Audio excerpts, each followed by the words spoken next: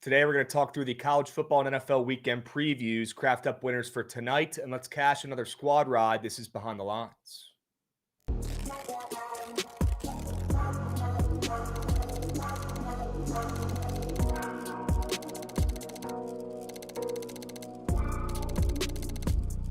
A kid in full hockey fit pulls up and sits right in front of you, and you can't see a thing. This might be more of a me guy move than just bringing your glove to a game. At least your glove is not right in the people behind you's face. I'm not trying to grow my bones anymore. My bones are grown, bro. I don't need to drink milk. I'm not a baby.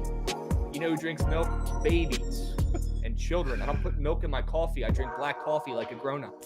He ain't throwing a pick. If I could speak another language, I'd say it in that one too. It's time to dust off old Krabs again, take the less than half a pick, and f***ing cash would be tonight.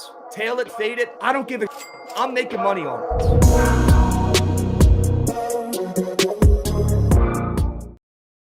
What's going on, chat? Happy BTL Friday, the best BTL of the week, episode 798 piece. As always, hold the fry, joined by your two hosts, Krabs and Jovan, presented by Bookit Sports. W Pickett. I use it every single day to track my bets, to check splits, to check the feed on there. That's literally like Twitter, but just for sports bettors. Go check out Pickett yourself. Use promo code BOOKIT and start tracking your bets on there today. W Chat, W Pickett, W Jovan, W Goots, W Line Shopper. Get involved with a resub here. Best day to have a day. Let's ride. W Line Shopper. Cannot have said it better myself. W Trent, a rare W Trent, doing a yap earlier today as well. Love to see it. Love to see the heart. Love to see the heart. Easy puck, man. I'm not the biggest Halloween guy, man. I left it all out there on the fields in college and, post-college for a couple of years. I got nothing left in the tank, costume-wise, I'll be honest. I feel like once you're past college age, kind of time to bring it up a little bit. You and Goots could probably get away with it, right? And you'll learn in a couple of years. It just gets old. It gets old doing the same stuff. We're not 18. We're out of college too, brother. You probably wish you were, huh, Goots? I mean, yeah, I'd love to still be in college, but it's not how life goes, unfortunately. Krabs? Nope. Yeah, that Halloween might be a me guy holiday. That's facts. Yeah, Halloween is a me guy holiday. You know, you're dressing up in some funky shit. You're trying to say, everybody look at me, right? I could see that. Certainly a me guy holiday, right? 69 Nice getting involved, dropping a resub. Happy Halloween, gentlemen. Let's have a weekend. Could not have said it better myself, my man. W resub. Sade Whiteman getting involved, dropping a 5-unit sub whale. Sure. Hey, look, I don't judge. If you guys are out, dressing up, you got invited to a party for tonight, you got a hot date and you're dressing up with her, I totally get it, right? You do what you got to do, okay? I'm trying to focus on winners here, okay? Trying to focus on the weekend preview, trying to focus on a squad ride W tonight, a sharp report sweep. I didn't have it in me to get the costume up and moving. We should have done some sort of punishment or something for today, but I could have been a V8 bottle, yep, or maybe an Old Bay canister, right? That would have been a pretty good costume. I didn't have it in me there today. Sade Whiteman, again, you're good, bro. Appreciate you, beast. Okay. No problem with being a me guy as long as it doesn't affect others negatively. Yeah, it's Tinlin Tutan, sure. Unfortunately, it typically does. Being a me guy typically does. But in this case, it wouldn't, dressing up for Halloween. Nah, it's like if the lady wants to do it, if the kids want to do it, you show up and show out. Anything else, just leave it at the door, man. We're too old for that. Yeah, I don't disagree. This might surprise you guys. Goots is a big Halloween guy. Excited to hear what he's dressing up as tonight. Goots, get up here, man. I mean, what are you doing to celebrate the holiday? Just the least big Halloween guy. I don't know what you put in your coffee this morning, Krabs, but I don't know what you're talking about. It's peppermint. That's what it is. I mean, yes, yeah. Hey, on Fridays, my apartment has free nitro cold brew downstairs. I got this tap that you usually have to pay for, but on Fridays it's free. So I fill up good old Abe every Friday. I fill it up as high as I can, and I chug that shit, and it's pretty strong. I'm feeling pretty good, pretty juiced up, Goots. I've seen it, Krabs. It's pretty sick.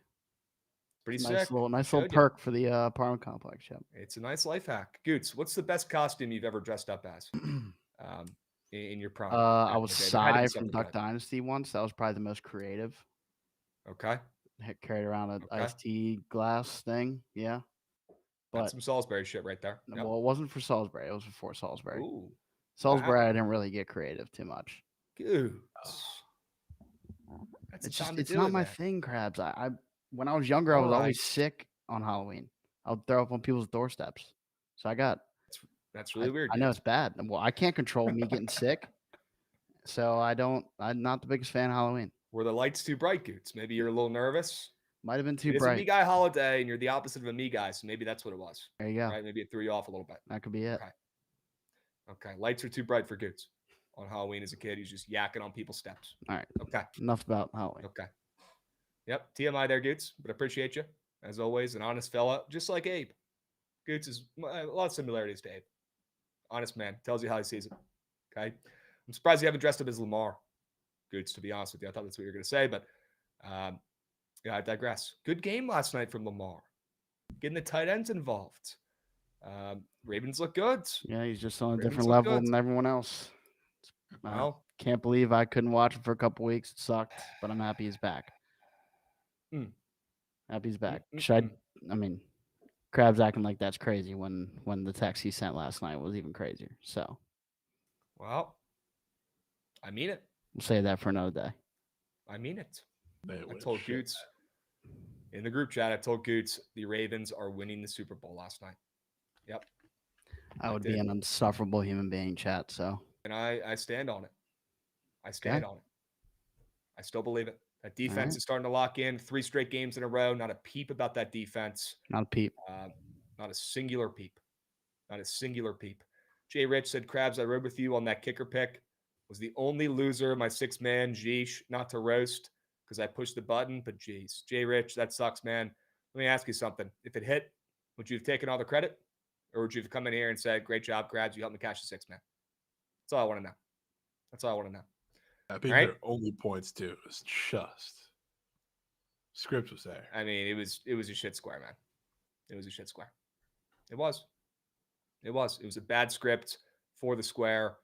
He had 3 field goal attempts. I was not expecting that whatsoever. So that's on me. That's on me. All right.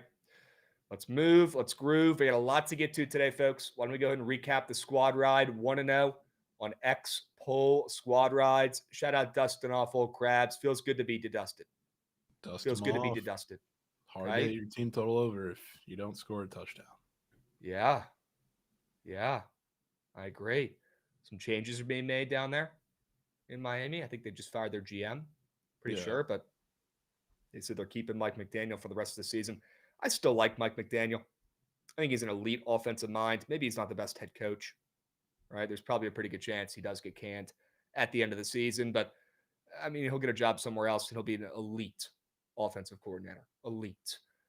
We'd love to have him back in DC once Cliff Kingsbury goes and takes a high-paying college football job probably after the season. So, all right, let's look at the Sharp Report recap and see how we did overall. Jovan carried 3-2 from him.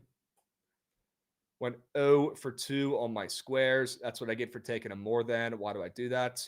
They don't hit unless Jovan takes them. UTSA was free. That was greatest play probably the entire month of October. I'll tell you that much. Great play. Great play. Shout out Great play.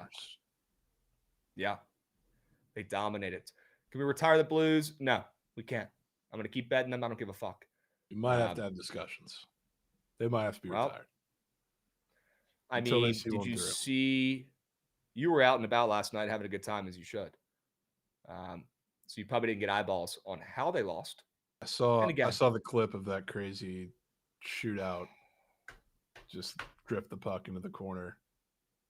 I don't know how that happens, but was it Brendan Shen? Is that who it was? Braden Shen, yeah. Braden Shen. I mean, I don't think I've ever. The only time I've seen that is playing NHL video game in college, playing against my buddies, and you try to do too much on a shootout, and the puck gets away from you. I've never seen that in real life. Yeah, I've never seen that in real life. Brutal. All right, Goals allowed squares aren't tickling Jim like last year. Not right this second, they're not. They were to start the season. Now they're cold as ice. So I have to put those in timeout for now. Okay. What's up, Flatwoods? We got any NBA Cup action? No way the NBA Cup is tonight. Already? Bro. Yeah. Are they like the MLB? They don't market that shit one bit. I haven't seen one peep about it. About it. I mean, it's just like the pool play games or whatever. It's not like the tournament yet. Okay. Shout out Bilal Koulibaly. He's good at basketball. I don't know how the Wizards have so much young talent. Shout out Goots. And they still suck and they still can't cover. I don't know if it's coaching. I don't know if they're throwing games. I don't know if they're trying to tank for one more year. But it's impressive. And I know they're playing against the defending champs last night. They were never going to win. I thought they maybe would cover. They hung around for a little bit. But, I mean, how do you have Kaishan George? How do you have Bilal? How do you have Alex Sarr? How do you have all these great young players and you can't keep a game close? You can't close out a game. I don't get it. I don't get it. These kids are fun to watch, but they don't know how to win. They don't know how to win. Maybe it's the coach. Yeah, Kaishan plays defense, though. Kaishan plays defense. Bilal plays defense. Bilal plays nobody defense. else Yeah. plays defense. They're the only guys. Yeah, Sarr's better this year, but again, for a big man, he's not strong enough. He's definitely stronger this year than he was last year. He's put on some weight. He was bitching around Joel Embiid the other night for a little bit. He's getting stronger down there, but still some work to do on the defensive side. Sure. Yeah, I agree. Joel Embiid had agree. 30 points in 20 minutes or whatever it was. Yeah. All right. And then they celebrated after that game like they just won the championship. That's why the 76ers will never win shit. Perfect team for the city of Philadelphia. All right. Let's move on. W Wizards recap. W Wizards recap. What's the reason behind the Sabres getting so much line respect? Frankie's saying. I mean, it's just been overtime. It's just been the story of the last couple of years for the Sabres getting line respect. So I don't know. Good. It's probably a Jovan kind of question. Good now. Weren't last night in overtime, but they're a much more respectable team than the last couple of years. So it makes sense now. All right. W recap, W Wizards talk. Let's go ahead and move on because we got a lot to get to today. We're going to do Sharp Report for today, right? We got plenty of winners for tonight. We got some great college football games on tonight. One of the better Friday slates we've had in a while. And then we're going to do weekend previews. And I'm about to sneeze right now. Hold on.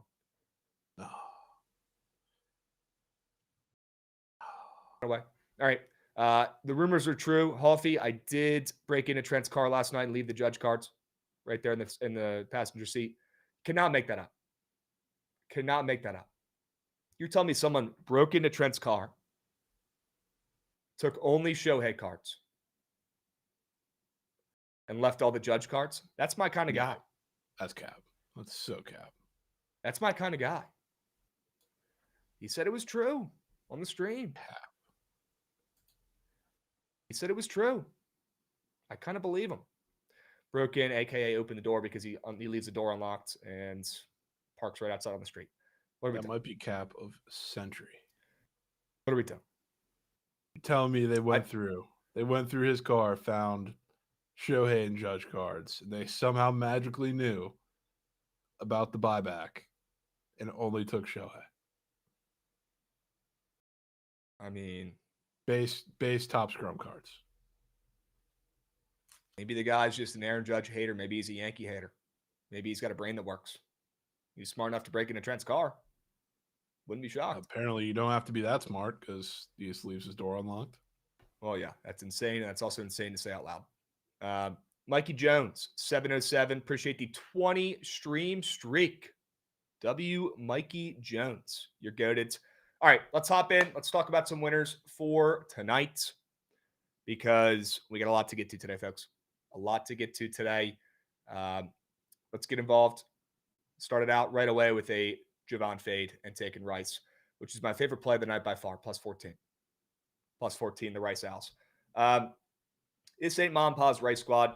They're not as good as they were over the last couple of years, but they can hang. They run the living crap out of the football. And the one way you can actually move the rock on Memphis is running the rock. That's the one way you can move the rock is running the rock against that Memphis team. So decent matchup for Rice, and I think the clock will be ticking this entire game, which certainly helps. A plus 14 underdog here at home against a Memphis team that's probably looking ahead a little bit. Who do they play next week? Tulane?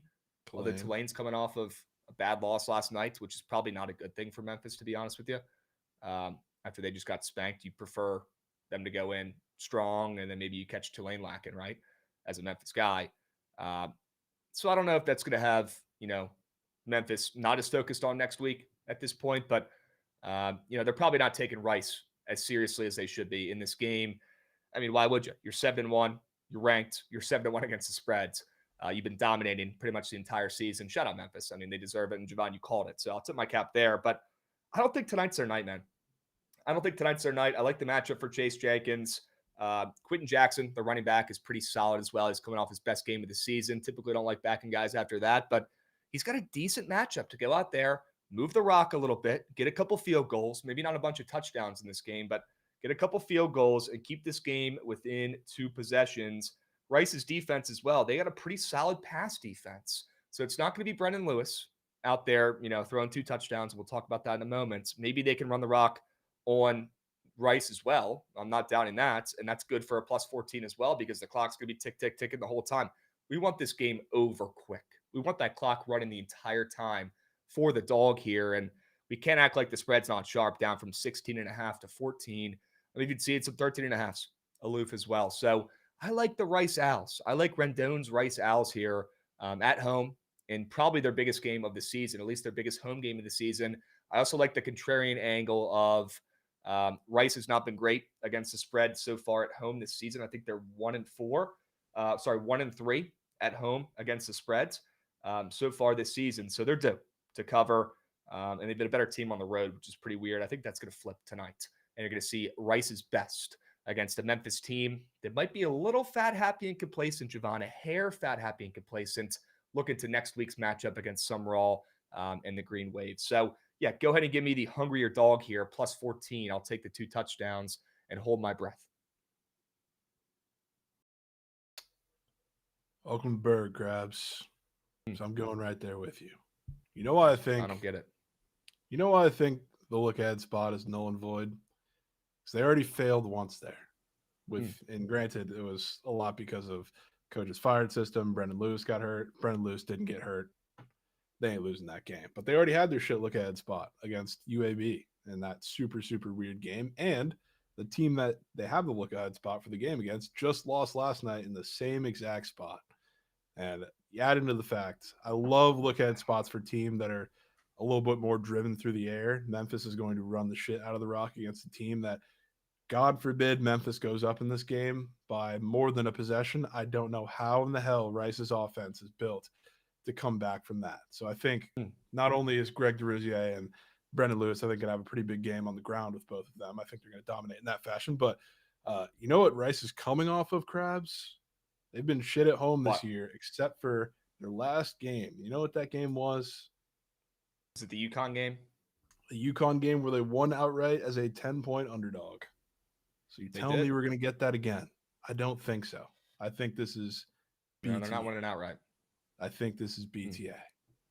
This is going to, UTSA won't be as bad as that game. And I'm not talking about last night. I'm talking about when Rice played them 2 games ago. But that is like the mold to show. If you go up early on this Rice team, they're not built to come back. So they're going to have to put the ball through the air, which Chase Jenkins is just not good at. This whole option offense is not really built for. So you're going to have to do that. And I think the best part of the Memphis defense you can attack is actually the secondary, which is a little banged up and just bad in general. And that's how a lot of the teams have beaten them. UAB made their secondary look like fucking Swiss cheese, minus the one big run that was a part of that win. But I think you got to put it through the air to beat Memphis or compete in this game.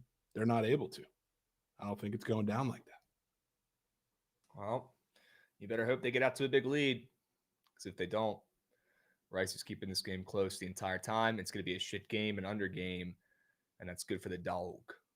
Don't think they went outright like they did against UConn. I'm with you on that. I think Memphis squeaks out a win here. They got the horseshoe up their butt this season. They're lucky. And again, I'm not trying to discredit them. Right now, they're the number 1 team in the group of 5, right? They're the college football playoff team. And they deserve it, right? But they've had luck on their side. And besides them, I think. They're ranked. Are they the only ranked Group of 5 team right now? I think so. I think so too. Until Navy upsets North Texas this weekend. Yeah, if they do that, they deserve a cap tip. And if they do that, they might be the front runner. They probably are to with make the the college way football now. playoffs. But I don't again, get the that's JMU plus 6.5. scope either. Well, they're good. No, they're good, but they'd get waxed by whoever comes out of the American. I think they'd Memphis probably would wax, lose to Navy Memphis. would wax. USF would put belt to ass on JMU, and USF just lost to Memphis. They can't hold the candle to the American teams. Yeah. All right. If Navy's defense was a little bit better, I'd have more of an argument. They got to win with offense. We'll talk more about Navy in that game later on in the show. Okay. I'm a little bit biased there as well. Obviously, the one team I hate fading. And I got a soft spot in my heart for the midshipmen. That offense is humming this year. But hey, right now, your Memphis Tigers, they're the front runners. And after they squeak out a 3-point win, 6-point win tonight, that's going to stay that way. I think they're definitely locked in. I won't say scared because they're not scared, but after the last big favorite spot, they lost outright, and that might fuck their season as a whole. And then watching the team that they have the look-ahead spot against next week fall in the same exact spot last night, I think they are hyper aware. Okay. Yeah, I mean, look, do I love that Rice is coming off that outright win in their last game against UConn? No. That's the one part I don't like about this wager. I like everything else. Okay, and I think we can't deny it. Not saying that every sharp play hits or every square play loses. We know that's not the case. But Rice is certainly the sharp play in this game, and I like my chances to cover. Right? Memphis is a square play. Maybe it hits, but it's a square play, and I like my chances tonight. I think this is my most confident Battleberg play of all time, which is probably music to your ears. Yeah, probably music to your ears, but might be. I'm liking the points. I'm liking Rendon's Rice Owls. Okay. All right. Let's move. Let's groove. Enough yapping about this game. Battleberg tonight should be a good one. 7 p.m. Must see TV. What's this one on ESPN 2? They should flex up to ESPN. I think you got the main slot now. Yeah, I'm seeing ESPN 2, but could be wrong. No, maybe 2. Could be wrong. Yeah, maybe 2. Could be wrong. All right.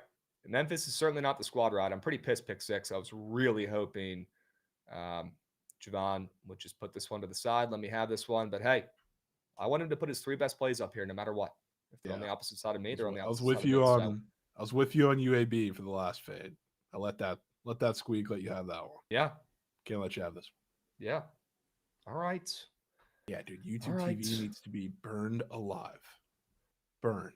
Yeah. Look, I'm an Xfinity guy through and through. I'm old school. And I'm reaping the benefits these days. It'll be back. TV now is just as expensive as Xfinity. And once a month, there's some bullshit like this where they lose the channels. And again, this is probably ESPN's fault because they want people to go and buy their $30 package a month right now. Their new ESPN package. This is probably on ESPN and ABC if we're being real. Yeah, if they don't get it back by Saturday, the TV's in piss. So I really they don't get it back by noon tomorrow. They're about to lose 10% of their customers. I really do think so. I really do think they'll find a way. They did for Fox. They did for something else. I think they'll find a way. Yep. Yeah, LMNG, you got to pay a premium. But again, YouTube TV, my old roommates, they got YouTube TV when I moved out and took the Xfinity with me. And it was cheap back then. It was cheap. It was cool. It was the new thing. It was great. You got the multi-view, right? So that was different. It was a third or at least half the price. Now it's right up there. It's damn near the same price as Xfinity. You could do multi-view now on Xfinity. And this is not an ad. And there's no bullshit with Xfinity, man. I know you got to pay a little bit more, but there's no bullshit. There's never any bullshit with it. Okay, so I stand on it. Maybe it's old school. The whole streaming thing is so freaking dumb, man. Yeah, it's annoying. So freaking dumb. Really is. ESPN, me guy move. Me guy move from them trying to get you to buy their $30 package. It's probably going to be $60 next year. The whole thing is just getting out of hand, man. It sucks. The whole streaming thing is so dumb. And then they put it on the customers. They're like, you guys got to go out there and change this. You guys got to sign this petition. Yeah. Fuck that. It's like those tweets crack me up every single time I see them. It's like, you guys are losing your channels. Fight for it. It's because you're fighting over an extra 20 fucking million or whatever the contract. What are we is. supposed to do? Figure it out. Yeah, what are we gonna do? We're customers. You're sipping whiskey and fucking smoking J's out there. You don't put it on the over customers to do the company's job. I've never seen. It's the only scenario where that's the case. It's the dumbest thing, and they make themselves the victim, and that's 2025 for you. But I digress. No need to go down that rabbit hole anymore. Ron, 31% off the entire PLL website. Is that true? Ron. Today could be the day. Talk about a league that has great merch. Maybe the best merch. They look any sports league. Merch. They kill it in merch. The hats, the shirts, everything. Jerseys. Ron Mux, does that include the cards? I might have to get involved. Some boxes of PLL cards. That might be my next move. Oh, he says, I wish. Damn. All right. Let's move. Let's groove. Battleberg. We'll see how that plays out. Swinging around for me, Gutsy. I think Bill gets his first win in a minute here. Side note, if I see one more graphic of coaches on the hot seat and I see Bill Belichick on there, I'm just going to start blocking people. Not saying it's not deserved. Probably is. Shit coach right now. Just not locked in. But he's not getting fired. Let's use our brains. They're not bringing in Bill Belichick to can him after one season. He's got 5 years. He's got plenty of time. It's the most ridiculous thing. He's not going anywhere, for better or for worse. Okay? But I think this is a big night for Bill. I'll be honest with you. And he's got a chance tonight against a quail shit defense in Syracuse in a dome, W environment for Gio. Might have a good game from Gio for the first time in a minute here. And we get some points from the Tar Heels here. If you look at Prize Picks, you will see a 2.5. 2.5 PATs made square up for Reese, the UNC kicker, which is pretty weird considering they haven't scored any points in the last month or so. They haven't scored more than 18 points in literally over a month. So that's pretty weird. We know Syracuse's defense is not the strength of that squad, right? They can score some points. Fran Brown's squad can score some points, but they can give up some points as well. So I think you see Gio and UNC have their best offensive performance in a while. And I think they keep this game either within the number, close 1 or 2 point game, or I think, honestly, they probably went outright. And if this was not my favorite number to bet on in football, plus 2.5, I'd probably just take the ML in this game. I do think UNC goes in there and wins this game outright. They open up a pick 'em in this spot, which I thought was pretty telling considering how bad UNC's been on the road against Syracuse. Pretty weird. And I think they win this game outright. I do. Give me Gio. Give me the Tar Heels. This one just means more for Bill. At some point, he's got to put his foot down and go out there and get a win. And let's not act like this team has not looked much better the last 2 weeks. They might not be lighting up the scoreboard, Jovan, but they kept it close against Cal on the road all the way out there in Cali. And then they almost beat UVA in their last game. So lost by 1 in that game. So give me UNC.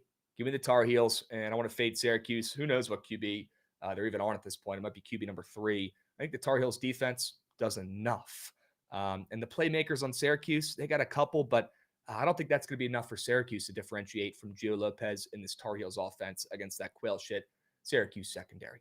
Give me the points. Favorite spread to bet, plus 2.5. They cover and win outright. Sure. Shout out Bill. Bill. Swinging around, Gutsy. Take us to the NBA, Jovan.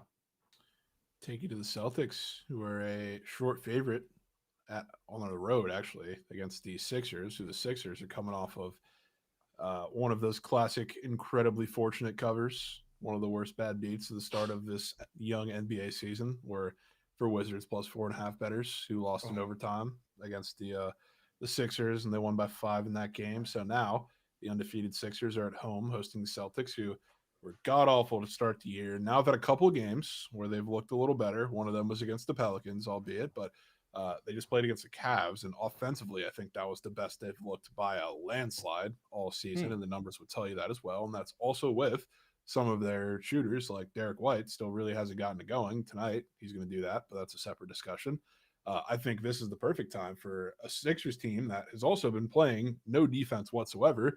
It's going to be a Celtics, we're going to play our game, beat us at it type game. And to be honest, there haven't been many of those so far this year because they've been playing much tougher defenses, and the Sixers are kind of a weird team right now. They're playing their defense, and then you have like the weird Embiid 20 minutes, and then a bunch of other injuries filling in. So like I think this is a pretty good matchup for the Celtics to drop Nuck, and I think they're going to try and outshoot the Sixers. And judging by the line in this game, they're probably going to succeed at it, especially with the weird rotations the Sixers are forced to have going on, where they're also a little weaker on the interior now. Like the Celtics brought Jordan Minot or whatever his name is, like over there, they're all of a sudden a little better of a paint defense, and it's worked the last couple games, and his ladders are all over the feed. So like it's a better team. And I think you're going to see that over the next couple of games. And this game, the spread probably tells you it's starting now, where you start paying attention to it.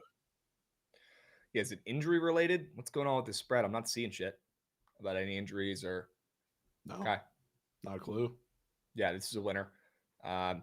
Again, we talked about the 76ers, and I thought they were a team to buy low on before the season because everybody hates them, and Joel is a me guy, and he's on a minutes restriction. Paul George cares more about his pod than he does about playing, and again, he's out for a while. A lot of young talent, although I'm an Edgecombe guy for sure. I don't think the hype around him was great before the season, or at least not as great as it should be. It's a team I liked before the season, and hey, they're 4-0. It's a good start for them. But again, guys, you can't play any favorites in this game. You can't just bet on a team you liked before the season. You got to look game to game here. That's how you make coins in this game, or in this field, I guess is the right way to put it. And in this spot from +3, +2, I think I saw this morning, to -1 on the road against undefeated Philly. Come on. This is a perfect spot. Love this. Let's back the depleted Celtics without Jason Tatum against the 76ers, who are undefeated right now, coming off that big-time OT win. I'm in. Yeah. Not to mention, you know what that, what are they, 4-0, the Sixers? You know what that first one was? Celtics on opening night, where VJ and Maxey combined for like 70 of their points, and they edged out a 1-point win. That was a Krabs Just go out on a limb and say there's going to be a little better of a game plan to make somebody other than those two guys beat them for a little bit. Yep. I'm in. That play was on the Sharp Report for old Krabs. First game of the season. And now we fade.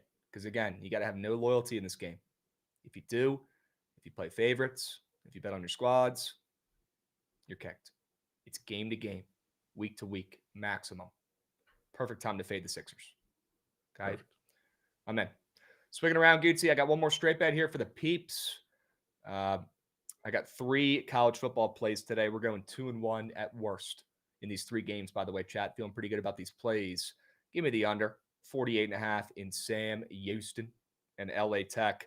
This Sam Houston team, man, they might just be that bad. New coach comes in. They try to do this air raid offense. Shit doesn't work. They don't have the pieces. Their QB is a runner. And again, I am a Hunter Watson guy, but they're not using him in the right way. And I don't even know if he's playing tonight. He's banged up. He got hurt in the last game. He's a game time decision tonight. If he plays, he's probably going to be a shell of himself. He's not going to be as mobile as he's been in recent weeks. And you take that away from him, he has nothing, man. He can't throw. So that's trouble for Sam Houston, a team that, sure, they've shown a little bit of heart of late. You know, they almost won that game against Jacksonville State. They should have. They put up 17 points against UTEP, which for them is almost like a win. But this Sam Houston team, Jovan, their offense, they might actually just be that bad.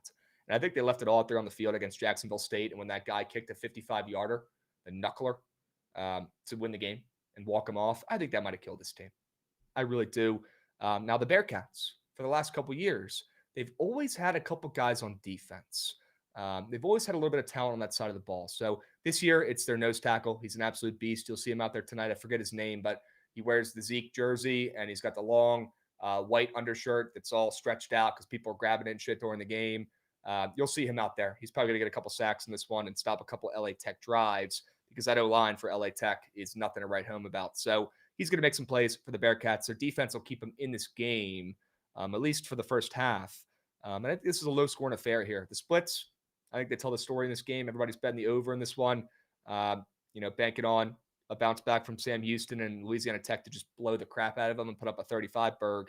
I'm not seeing it, and the totals dropped a hair from 49.5 to 48.5. So some reverse line movement there. I'll take the under in this third college football game of the night tonight that nobody's really talking about. Instead of getting too super cute or too sharp on Sam Houston spreads, I think you just fade both offenses here. I think Louisiana Tech is pretty bad as well. They're coming off of 2 losses after a hot start. They were like one of the biggest overperformers of the season before those 2 losses. They've come down to earth again. But if there's one thing they could do, it's probably slow down a banged up Hunter Watson and the Bearcats on the road, keep them off the scoreboards. But I'm not too worried about Louisiana Tech going out there and putting up 30-plus points themselves. I'm just not seeing it. I'm just not seeing it. Okay? Under. All right, swinging around. You got one more straight bet here for the peeps. One more. Go to the Blazers, who I will continue taking as dogs or small short favorites. Probably a good bet this season. And now they get to play the Nuggets. Do I know exactly who's going to be playing tonight for the Nuggets? No, not exactly, because Jamal Murray's got like a calf injury. So, like, I don't know, especially with the way some of those have very quickly turned into torn Achilles. I assume they're going to be pretty careful with him. So I don't know if they're going to see him tonight. Cam Johnson, I think, is a little banged up too. But that's the exact situation where I want to take the Blazers because they are so deep, especially defensively. It's the same thing as we talked about with the Lakers. There's no back-to-back involved in this game, and they're definitely a deeper team than the Lakers are right now because of injuries. But this team is going to put a lot of pressure on somebody other than Jokic to be a main playmaker, and Jamal Murray has always been a little inconsistent of that. So if he plays, I think that's a good situation to be in, whether you want to put Drew on the ball, you're going to have Tumani Kamara on a bunch of different guys. He'll be switching on, I assume, a little bit of Jamal Murray if he plays, Aaron Gordon. He might even see Jokic for a little bit. You can name your player. Like, the Blazers have so much depth defensively, and this is the exact team that you're going to need to force the ball out of Jokic's hands a little bit and make somebody else make a play. I don't think they can do it. And they've had, 3 straight wins and covers as pretty decent-sized favorites against shit teams, let's call it. Shit or hurt teams, because they played the Suns and Pels, which are dog shit. The Pels are tanking and don't even have their first-round pick, and they played the T-Wolves without Ed Edwards the first game. So I'm not very convinced on what I've seen from the Nuggets so far this year, and now they get an actual good defensive team that can actually strap up and force the ball places that they don't want it to go. I'll bet to find out if they can do it pretty consistently, especially if they end up being more shorthanded than we know. Start this game. All right. I trust taking the points. Betting on the Trailblazers once again, man. Don't let them get hot. Might be too late. 3-2 now. Yeah. 2 straight wins. All right. Let's fade Denver coming off of a couple wins themselves. I'm in. All right. Let's move. Let's groove. Let's talk about some prize pick squares, folks. Ravens for life 20x. Bill Krosky Merritt legacy game Sunday night incoming. Interesting. I hope you're right. I don't know if I'm seeing it. I think it's going to be more of a JD5 show, but it's tough to run against that Seattle D line, man. That defense really is. Yeah. And there's good. If they're up in that game, who knows? Bill is due for a breakout. He's been pretty bad the last couple games. So, Jovan, I need to see a slip from you on this. I need to make sure you're tailing this puppy. Brendan Lewis, less than 1.5 passing touchdowns to get the 4-man I have locked it in already. Don't know how you did it, but locked it. Yeah. Okay. Okay. I just don't know. I don't know if this is what you want, Krabs. It is. It's exactly what I want. They're the 18th ranked passing defense in the country. If there's one way to beat this Rice team, it's on the ground, which I think you're going to talk about here in a moment, if I'm not wrong. I don't think Brendan Lewis is going out there and hucking 2. Maybe he gets lucky. Maybe there's blown coverage. Maybe he gets 1. Maybe there's a PI and they get to the 2 and he throws a fade in. Sure. But I'm not seeing a lot of points in this game. I think both teams are going to run the heck out of the football. I think this is a rare Brendan Lewis stinker. I really do. Charts green. Looks like an easy more than against a shit team. Looks like a very easy more than to click, which is the exact square you want to be fading. So I think Memphis dominates on the ground, if anything, man. I'm not seeing it through the air. This Rice secondary can hold up. They have the whole season. If there's one strength of that defense, it's that secondary. So, Trent, please take the more than on the square. I'm begging you, Trent. I would love to see that. Post a slip, too. Post the lineup. I would love to see you getting involved because this square is not hitting the more than. He's not throwing 2. He might not even throw 1. It's going to be a ground attack for the Memphis Tigers as they try to get this game over with quick, just like the Ravens, feeding Derrick Henry the entire second half, just trying to end the game. That's probably what Memphis is going to do when they're up 7 or 10 in this game at some point in the second half. They're going to run the living crap out of the football and try to kill the game. Okay. And then I hope Trent's on the other side of this one as well, man. Yoshinobu Yamamoto. Correct me if I'm wrong, Jovan. He's coming off of back-to-back complete games. Is that true? Back. Back-to-back. Back-to-back. Insane. Well, Prize Picks must know something because on the books, he's at 19.5 pitching outs, and the under's not that juicy. He was like minus 125 the last time I checked. So Prize Picks must know something, and I love when Prize Picks has a pre-bump and they know something. They've been pretty sharp with these over the last couple months. Yeah, they're ahead of the game. They used to be behind the curve. Now they're ahead of the curve. I don't know what they're doing, but they got it figured out. W Scarf resub as well. Oi, W Scarf, 39 months. That's a long time, man. That's a long time. Oh, and a pretty sharp book. It's at 18.5 as well. Love to see that. Love to see that. It's Desmond. Appreciate you coming in there with that nugget. Chart is so green. Call me Jengus. That's not very nice to say, man. You don't seem like a very good person saying that. Yoshinobu. He ain't going out there and throwing for 20 plus pitching outs, Jovan. He ain't even going out there throwing for 19.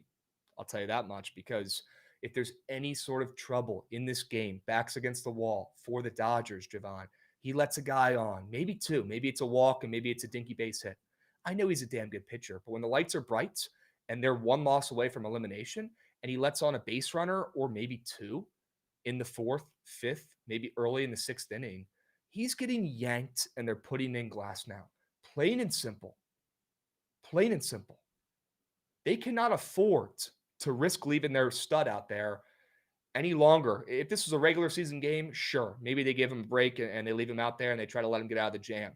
Not the case tonight. They can't afford it. If they lose this game, if there's any sort of trouble, if there's any riffraff on the bases, any action on the bases, they cannot afford to leave him out there and try to get out of a jam. So I'm taking the less than on him. I think he gets an early pull in this game. I like the less than fantasy score, but I like the less than pitching outs better. You know what I think shocked me the most going through the lines for him and for this game, Krabs? What? Pretty much all the Dodgers pitchers have been at 1.5 earned runs, like super juicy to the over. Glasnow was like that, even though he's gotten yoinked. And then what do you know? They had a green gob up there for him after he's been shoving up until that game, and he gave up a bunch. Snell, same thing. Yamamoto does not only have a 1.5 green gob up after 2 complete games where he gave up 1 run each. His line in the books is 2.5, which I haven't seen for, I think, any Dodgers pitcher so far. Not only that, but Kevin Gausman, who gave up 3 runs in the same start a couple games ago too, they're at essentially the same odds. Okay. Plus 117 compared to plus 119. That is probably the craziest line I think I've seen for the entirety of the playoffs. That's weird. That's weird. Very. Maybe a little first 5 over action here. Vintage Krabs play. He's getting hit up a little bit. Okay. And yeah, I don't think Gausman's going to pitch a perfect game either tonight. I want that on record too. I don't. I think this Dodgers offense might get going for the first time this series. All right. Well, W Square, I'm happy to hear that you like it. W Scarf, Subby, I think I already shouted you out. Golden Vibe coming in here as well. W Vibes, W Golden. 2-month resub. You're him. Appreciate the newbie. Getting up and moving here. I'll talk to you when you get to 12 months. Let's make it a year, buddy. All right? Let's move. Let's groove. Jovan, let's hear your sell job on these 2 squares, my man. What do you got? I'll drop the link to the lineup. So I'm with you on the rushing script for this game. And I think now that we've seen a couple games where Greg's a little unhealthy to start the year, and he got hurt, missed a couple games, or missed like a game and a half. So they're splitting carries at the beginning of the season, him and Sutton Smith, and a little bit of Frank Peasant too. But now that he's back and healthy, he's been centerfold. I think it's 4 games in a row now. He's gotten double-digit carries. So not that I really think it matters in the fact that like they run the ball so much, so there's enough carries to go around regardless. But he is their explosive guy. He's the guy that I think is not only taking the backfield, but I think he has the best matchup too. Because I don't think they want to just munch up the middle. I think they want to get a little bit to the outside, which is his game. So they'll do that with his legs. They'll do that with Brendan Lewis's legs too. But I think this is the control the game script. I was a little confused because like I feel like the rushing script leans a lot more into Memphis dropping BTA than I think the other way around, which is why I was confused why you wanted to fade the touchdowns. If this game is close, Brandon Lewis sling rock in the end zone. Well, he's not going to have any success because he's facing a pretty good underrated secondary at home that's out here to prove people wrong. That's ranked top 20 in the country in the pass game. They're not going to be able to move the rock through the air. Brandon Lewis, for the first time this season, is going to have a shit game. That was my point. Yeah. It's going to have to be the backs. At the very least, Greg ain't having a shit game. Greg's dropping knock. So I could see it. I could see it. Then Daryl Gill, same system. You hated the square, and I totally understood why last week with Jamal Edrin because he was green coming off a good game. But I'm telling you, this is exactly what the UNC defense is doing. They're doing what Bill has done for years, and I've figured it out and started looking at it. They're shutting down the top option, which for Syracuse is Jonte Cook, and their run defense has actually been really, really good the last handful of games. So I think Yassine Willis is going to have a pretty tough game on the ground. That only funnels the targets to so many guys. And Ricky Collins has all of a sudden decided to figure out that Daryl Gill is actually good and he can throw up jump balls essentially down the field and he'll make plays on the ball with them. So I think he is going to be a huge part of the offense tonight. Again, there's only so many places they can go. I think they're going to stop Jonte Cook, just like they shelled out to stop Trell Harris after he got a couple catches last week. They shelled out to stop Tron Grizel against Cal. They shelled out to stop McAllister. It was all the same shit. So now Daryl Gill is probably the number 2 wide receiver here, and he's starting to come on after the last couple of weeks. I want to keep riding that train. Okay. I hated that UVA square for one reason only last week. Had nothing to do with the play on the field. Come on. You know that.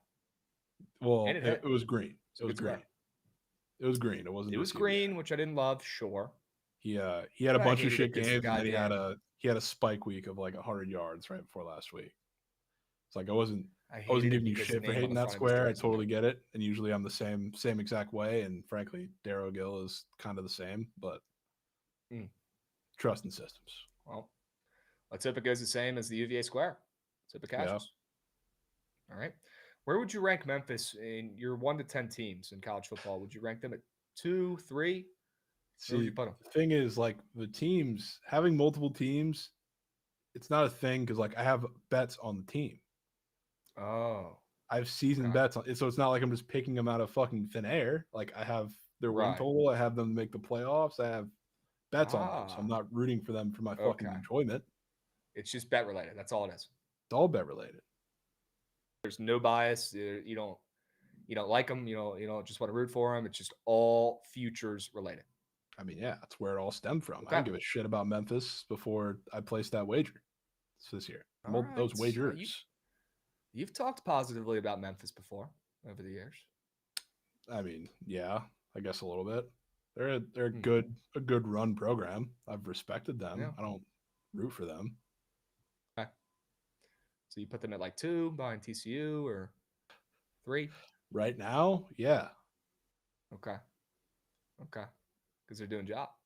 I mean, yeah, this is it's a fun sweat to be. I mean, obviously, there's so many weeks to go, but that's probably like a Mount Rushmore thing that I want to do is have a group of 5 playoff team to pick that team who makes the playoff for the year and bet on it. All right. So long way to go, but at the table. Let's hope it continues, and let's hope your squad squeaks out a win on the ML, just not by 14 tonight. Okay. Yeah, maybe by 20. Krabs, you're the biased one, brother. Dude, I don't know how I'm biased, but okay. Maybe with my Nats. Maybe a little bit biased. Maybe with Navy. Nats for sure sneaks in a little bit. Yeah. All right. Mikal getting involved, dropping a 5-stream streak. 5. He's got 5 on it, folks. Mikal. Who was the Memphis running back that was a dog? Got a lot. Antonio Gibson or Darrell Henderson. I mean, they've always had good running backs, man. Gibson was a wide receiver there, so I guess he technically doesn't count. You're right. Yeah, Tony Pollard was there. They always have good RBs, man. It's crazy. I think a lot of those guys were in the same room too, which is crazy. Jay Thorpe, did I have VT ranked in the top 25 before this season? Did you? No. That was 2 years ago. Playoff? That was 2 years ago. He bought in and said they're making the playoff, but not. Yeah, sure, I did. This year I learned my lesson. Yeah, you did. I guess you banned going to their games until they won. Yep. Again, people just make shit up. People just think they're right. They make shit up. WJ Thorpe. WJ Thorpe. All right. Let's move. Let's groove. W squares, Jovan. I locked it in. Here's a link once again in the chat. And Big Cheesy, I hope you tailed the Memphis Future, man. Hope you tailed. So you're going next, Krabs, since they covered. No, I'm not going to go until they win a game that matters. Dude, that Cal game was awesome. It didn't matter. I still I can't believe that's getting swept, that you weren't at that game. Brother, it's 4.5 hours away. It's not a stone's saying throw. Just pick up and go. Like, obviously, because it was too late at that point. But we had Ron Rivera coming into town on a Friday night. You weren't even taken away from the full weekend Saturday slate. It was a Friday night game with Ron in town. I know Cal is a little bit lower on your top 10 list these days. I know you were all in on them last year. It was a great call once again, as always. Now, they're a little bit lower on your totem pole, but they're still on your list. I think you're a little bit biased. You think that game's a little bit cooler than most would, right? The Ron Rivera angle. I wasn't even. I'll give you that. It's not that cool of a game, but it was for you. Ron Rivera is certainly on your fucking list. You had a revenge game for Ron Rivera. My enemy list. Enemy list. Yeah, exactly. You like that one, Pax Specs? Dead Larry Bird. I love Virginia Tech so much. They're in my top 10 of things I love in my life. They've broken my heart, man. They're trash. Like Randop is saying, their football program is a joke. The people in charge need to be held accountable. They haven't won a game that mattered since I was a freaking sophomore or freshman in college against West Virginia at FedEx Field. Until they change, I'm not willing to go all in. Now, basketball, sign me up. We're going to be a ranked team at some point this year. Sign me up. Basketball school. I'll be talking about it. Okay? But again, I'm not ready to get hurt again with the Hokies on the gridiron. Go out and get James Franklin, and then we'll talk. You think I'm annoying about the Hokies right now? You guys better hope they don't pick up James Franklin. It'd be annoying as shit. All right, let's move. Let's groove. Why don't we go ahead and lock in, Jovan? Is it about that time? Maybe go over some college football wagers? That it is. What do you think, Goots? You think the people are ready? Run that shit, Goots.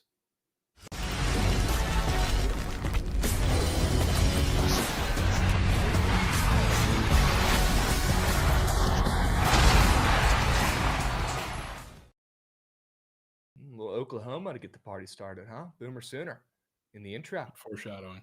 Good vibes. Good vibes. Krabs, do you root for, and I've never seen someone spell root like that in that scenario, in that sentence. That's okay, the pick six. Still love you, my man. Krabs, do you root for your friends' schools not in your conference? Yeah. Most of them. I guess. I root for the Terps. I have a lot of buddies who went there. I root for Jovan squads, but I'm not giving him shit about it. I do. A little bit. Yeah. I wouldn't say a ton, but... want to see everybody win and let's have bets against it. Yeah. I'm with you. Oh, really, Jovan? Some people are the opposite. You want to see me win? Most. You want to see me win, Jovan? He was talking about schools. He said colleges. I'm talking about. Said colleges. Well, yeah, but you're right, Goots. You're right. There's other angles. Some people want to see their friends' teams at best, right? For the memes, like Austin Rendy's is saying. And you know what? If that's what gets you out of bed in the morning, that's kind of weird, but sure. I want to see it's fine. Down and piss in the playoffs. Well, yeah, and again, it makes no sense, but whatever. Krabs, would you rather go to a Blacksburg or buy a phone case? I'd rather go to Blacksburg than buy a phone case.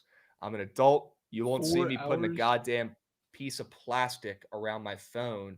No need. No need. That might be the most ridiculous hill you've died on.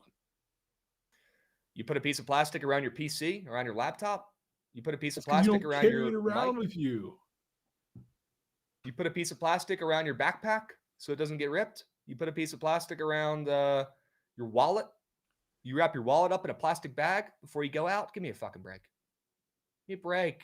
Dude, talk to us Enough is about enough. that Ohio State under, man. I can't with this discussion. Okay. Happy to. Penn State, Ohio State, under 45. Love this play. Like Penn State on the spread. Looking pretty sharp as well, Jovan. Down to 19 and a half. Good sign for Penn State. And in my opinion, a good sign for the under, because if they cover in this game, it's probably not going to be an offensive slugfest, right? I do think this could be a sleepy spot here for Julian Sayin for Ohio State, a team that's just been dominating everybody they've played so far this season.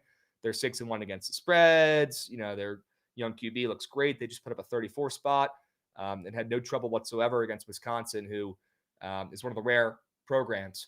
It's honestly in a worse spot than the Hokies. So that's rare. And again, I don't really take too much into consideration there, putting up 34 points against Wisconsin, 34 points against Illinois, 42 points against Minnesota is a hair impressive. I'll say that. But to me, it seems like a good time to fade the Ohio State offense at home, right? What is there to get up for against this dead Penn State team, right? And I put dead in air quotes because they're not dead. These kids still need to get some good film out there, to see where they're going to go play at next season, really. And I think that matters a lot because more than half this team is going to be playing somewhere else next year. And they need good tape. They need good tape if they want to get paid on NIL. And I'm sure that's something that the coaches, the interim coaches, are talking about. So I think Penn State, you'll get their best on defense here. I'm not super sold on this other QB for Penn State. I don't think he's atrocious. I don't think he's going to be like Tua and throw 3 picks and a pick 6 and screw us over here on this under. But I'm also not expecting him to go out there and just dominate this Ohio State defense that has a lot of guys who are going to be playing on Sundays. This Grunkemeyer kid could be decent one day. He's not the worst, but we might also see another QB in there as well, like Easy Puck is saying in the chat, which again, if you have 2 QBs, you have 0 in my opinion. And I could count on one hand the amount of times playing 2 QBs has ever worked for an offense and led to points. It just doesn't.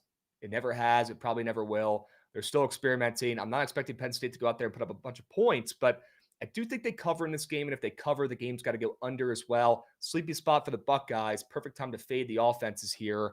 After Penn State scored a little bit last week and covered. I do like the plus 19 and a half, but I like the under better. Give me the under 45. Sure. I'm in on that. I like this SEC matchup under.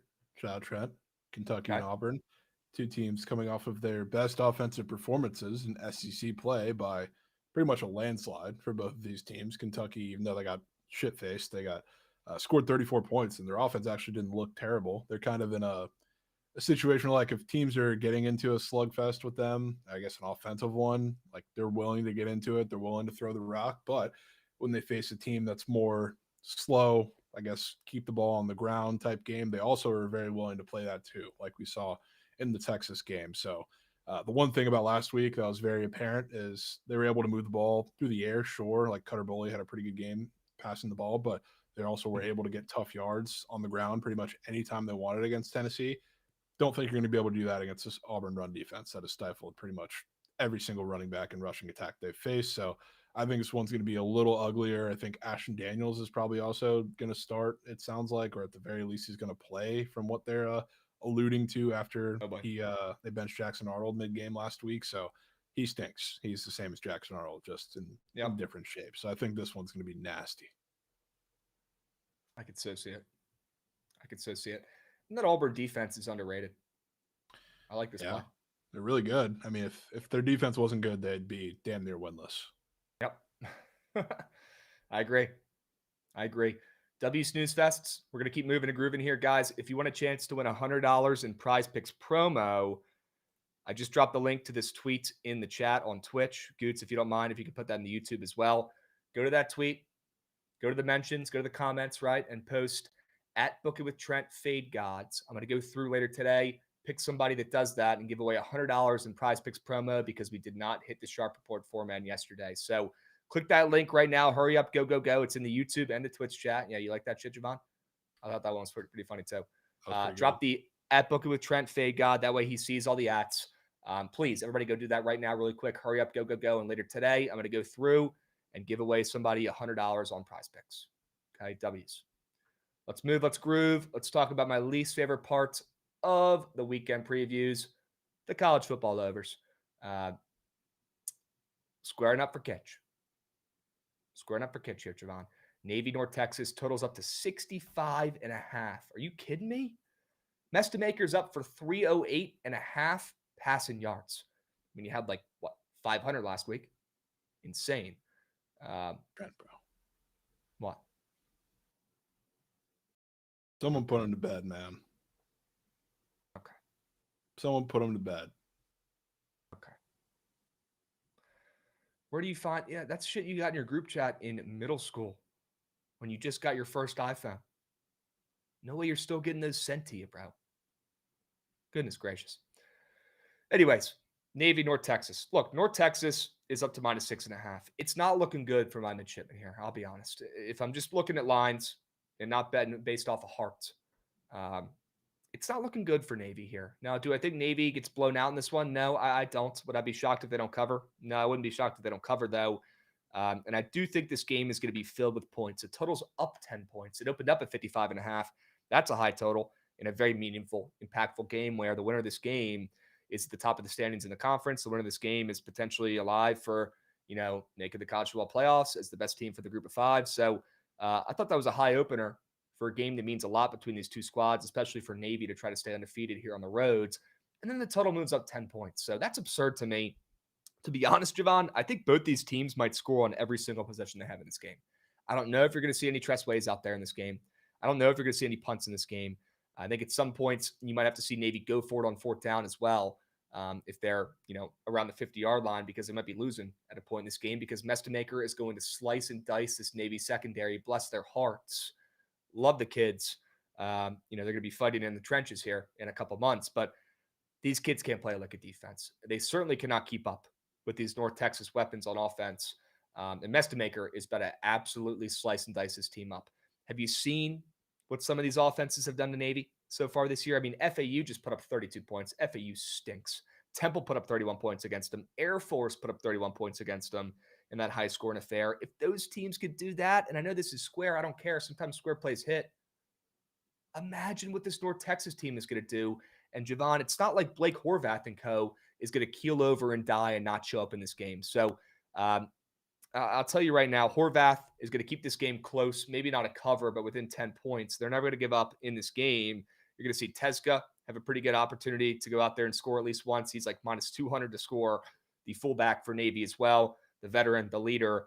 And let's not act like they also don't have one of the best running back and I guess running back wide receiver hybrids in the country in Heidenreich out there, who's literally Christian McCaffrey, who should be able to get his, money's worth out there and have a pretty productive game against North Texas in that defense. It's not worth a shit at all, really. So points, lots of them in this game between Navy and North Texas. I think you're going to get 75 plus points in this game. Don't care about the steam. This one might be the game of the year. I'll say. Game of the year from Krabs. Might be game of the year. Unbelievable. Might be game of the year. That game could be hard, though. I like that. Yep. I'll take you to the Coke Bowl in Dallas. Might set records of Coke in that stadium. Hopefully there's even more points. Both these teams have sneakily been really bad over teams for a majority of their games this year, especially as of late. SMU is coming off that absolute stinker where they finally lost after jinxing themselves every single day of the week by saying we've won 20 consecutive games in the ACC or whatever. And what do you know? You go on the road to Wake Forest and put up 12 points and lose on a game-winning field goal. And then Miami, I don't even want to pretend like that game last week happened against Stanford, because this is really just them in another bigger spot coming off of the Louisville game where Carson Beck was god-awful. That game snuck under. W squad ride by you. He had no touchdowns, 4 picks. Awful. But now you get an SMU defense that looks kind of good or better than you'd think on the surface. But if you can get the ball to your playmakers in space, a.k.a. Malachi Toney, CJ Daniels, really pick a litter. You can do whatever you want to this defense, which is what every single good offense with half-decent weapons, not in Wake Forest because they don't have shit, that's what they do against them for the entirety of the game. So I think Miami is going to lay absolute nuck offensively. But I do think SMU can hold their own too. This feels like a spot where they get up for it. And not only that, but Kevin Jennings, weirdly, like when he's able to get rid of the ball quickly and when he has to get rid of the ball quickly because he's facing good D lines that put him under pressure, he's actually better, which is strange to me. Like, he played Wake Forest and he's played some other shittier teams that don't really get pressure. He holds onto the ball too long. He tries to make plays. He tries to be a me guy. He tries to be a hero. Doesn't really work. And he did a lot against TCU, which they don't get pressure for shit. And he had a pretty horrid game, even though that game had a good amount of points, didn't sneak over though. But now he's going to have to get it out quick. He's going to have to dump the ball off. The offense flows better when he does that. I think this is a buy low spot for two teams. You're probably not going to see a total this low for them in a matchup like this the rest of the year, in the next couple games. Okay. All right. Kevin Jennings is always due for a pick as well. Let's hope it's a pick 6 against an underrated Miami defense. Yeah. Maybe goes out there and makes a play. I think Miami destroys SMU in this game and helps you get this over. I really do. Yeah. They're probably going to put up 40-something minimum. Yep. And they're going to be pissed off, and they're going to keep their foot on the gas. That's the exact spot you want to take it over in. All right.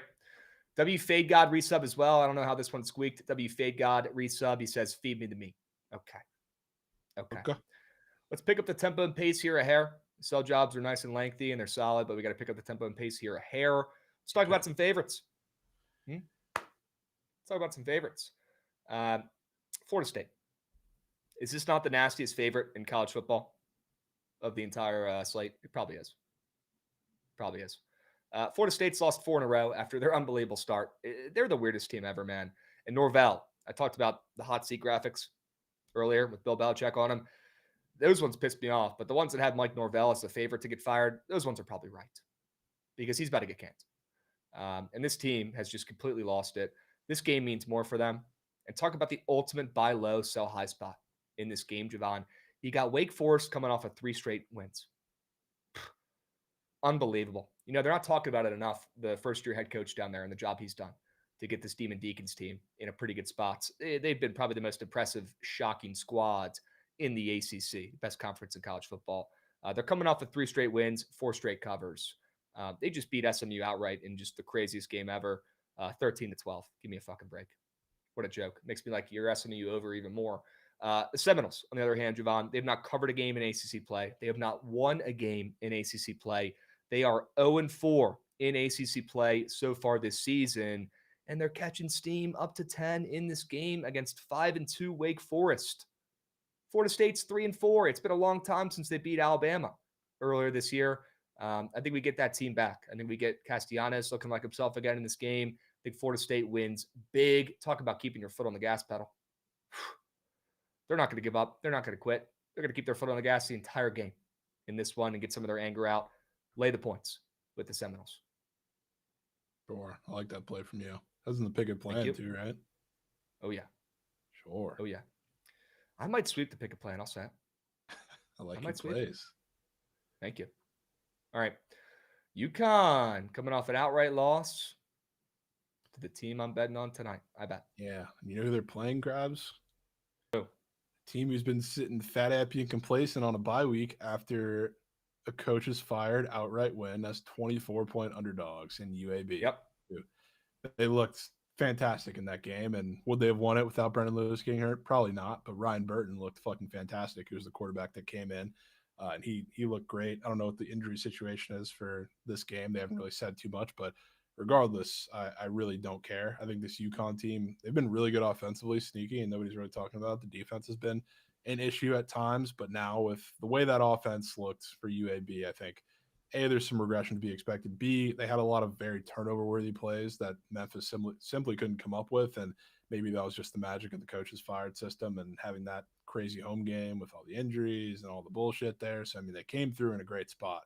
I think that they get absolutely knucked, especially now if they go on the road here in an early game to UConn, which UConn's thirsting after that just horrendous loss against Rice, where Rice just ran it down their throat. UAB is not really built like that. They want to sling the rock. Maybe you can argue it's going to be a little different because new coaching system or whatever, but regardless of what quarterback you end up seeing, they want to push the ball downfield, which against UConn, you probably want to run the rock a little more, and that's how you want to win the game. So I think it's going to be a bit of trouble. All right. Could associate. Love the spot. Back to Huskies. Laying 11.5. Very well-coached team that should be keeping their foot on the gas as well. All right. Swinging around, we got to talk about our upsets. Talk about it, Krabs. Had to happen. Couple chops. Couple of these. Chomp it up. Chomp it up. Coach's fired system play. How often do you see a coach's fired system after a win? Not too often. It's weird. Not too often, but probably deserved. with the season Florida's had so far. Does the coach deserve all the blame? Probably not. Definitely deserves a big chunk of it, though. And again, it starts at the top. You fall on the sword. That's why you get paid the big bucks in college as a head coach. So Florida, a team that we were pretty high on before the season. We were wrong. But hey, they have looked a hair better the last couple games than they did in the beginning of the season. They've won 2 of their last 3 games.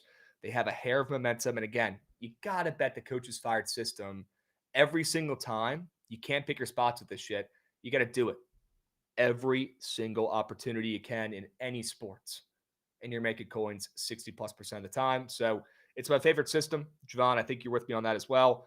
And Georgia, the Dogs, they are on fire again. They're back, right? They had that big win against Kentucky, the blowouts. They had that rigged game against Auburn where the ref is probably now going to get fired and put in jail because the SEC held him at gunpoint in GTA and they made him give Georgia that win because they want to see him in the college football playoffs. And then they go and beat Ole Miss in that crazy comeback. If only somebody told you guys they were going to cover that -7.5. This guy. They did. What a great comeback from Gunnar Stockton. What a great win from Kirby Smart, right? You think that Georgia just keeps on rolling, right? They're ranked 5 again. Georgia's back. Go Dogs. Gunnar Stockton looks like that guy, right? Looks like he's 40 years old, and he's leading this team. They just put up 43 points against Ole Miss. To me, it looks like the perfect time to fade. Not even a home game for Florida. It's a fake home game for Florida. I believe it's a neutral site game, right? Yeah, it's they're playing down there in the last game that's going to be in Jacksonville because they're moving to campus sites. So this is, I don't know if they're ever going to go back. I think it might be on the road or it might be in the cards in a couple of years, but for now, last one there. Florida wins outright, but I'll take the touchdown the hook. Yeah, I agree.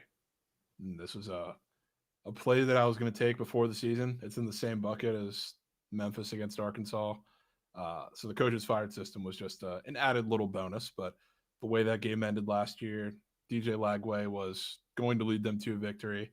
Unfortunate that he went down, and somehow they still stuck in that game, which is beyond me. Ended up covering even despite Aiden Warner. But that team played fucking hard. And I especially love that the interim coach is incredibly self-aware. It's like very rarely do you hear somebody come out and say the exact same thing that all of the fans and everybody else who are clearly watching can kind of put themselves together to find out. They're going to play a little bit faster, which is good. Get more snaps for that offense, get the ball out of DJ's hands quicker, and he's also going to force the ball to playmakers. He said he's quite literally going to force the ball to Trey Wilson, who is coming back healthy now and has deserved the ball a lot more, and Dallas Wilson, who we've seen flashes in a couple different games, especially Texas games, just how dynamic he can be. So he's attacking all the points in the offense that I would fucking love to see. The defense is very talented, and they've kept them in every game, or in some cases won them games so far this year. So coach's fired system, love that, but it's a spot that I would take pretty much regardless. I think you're going to win right there with you.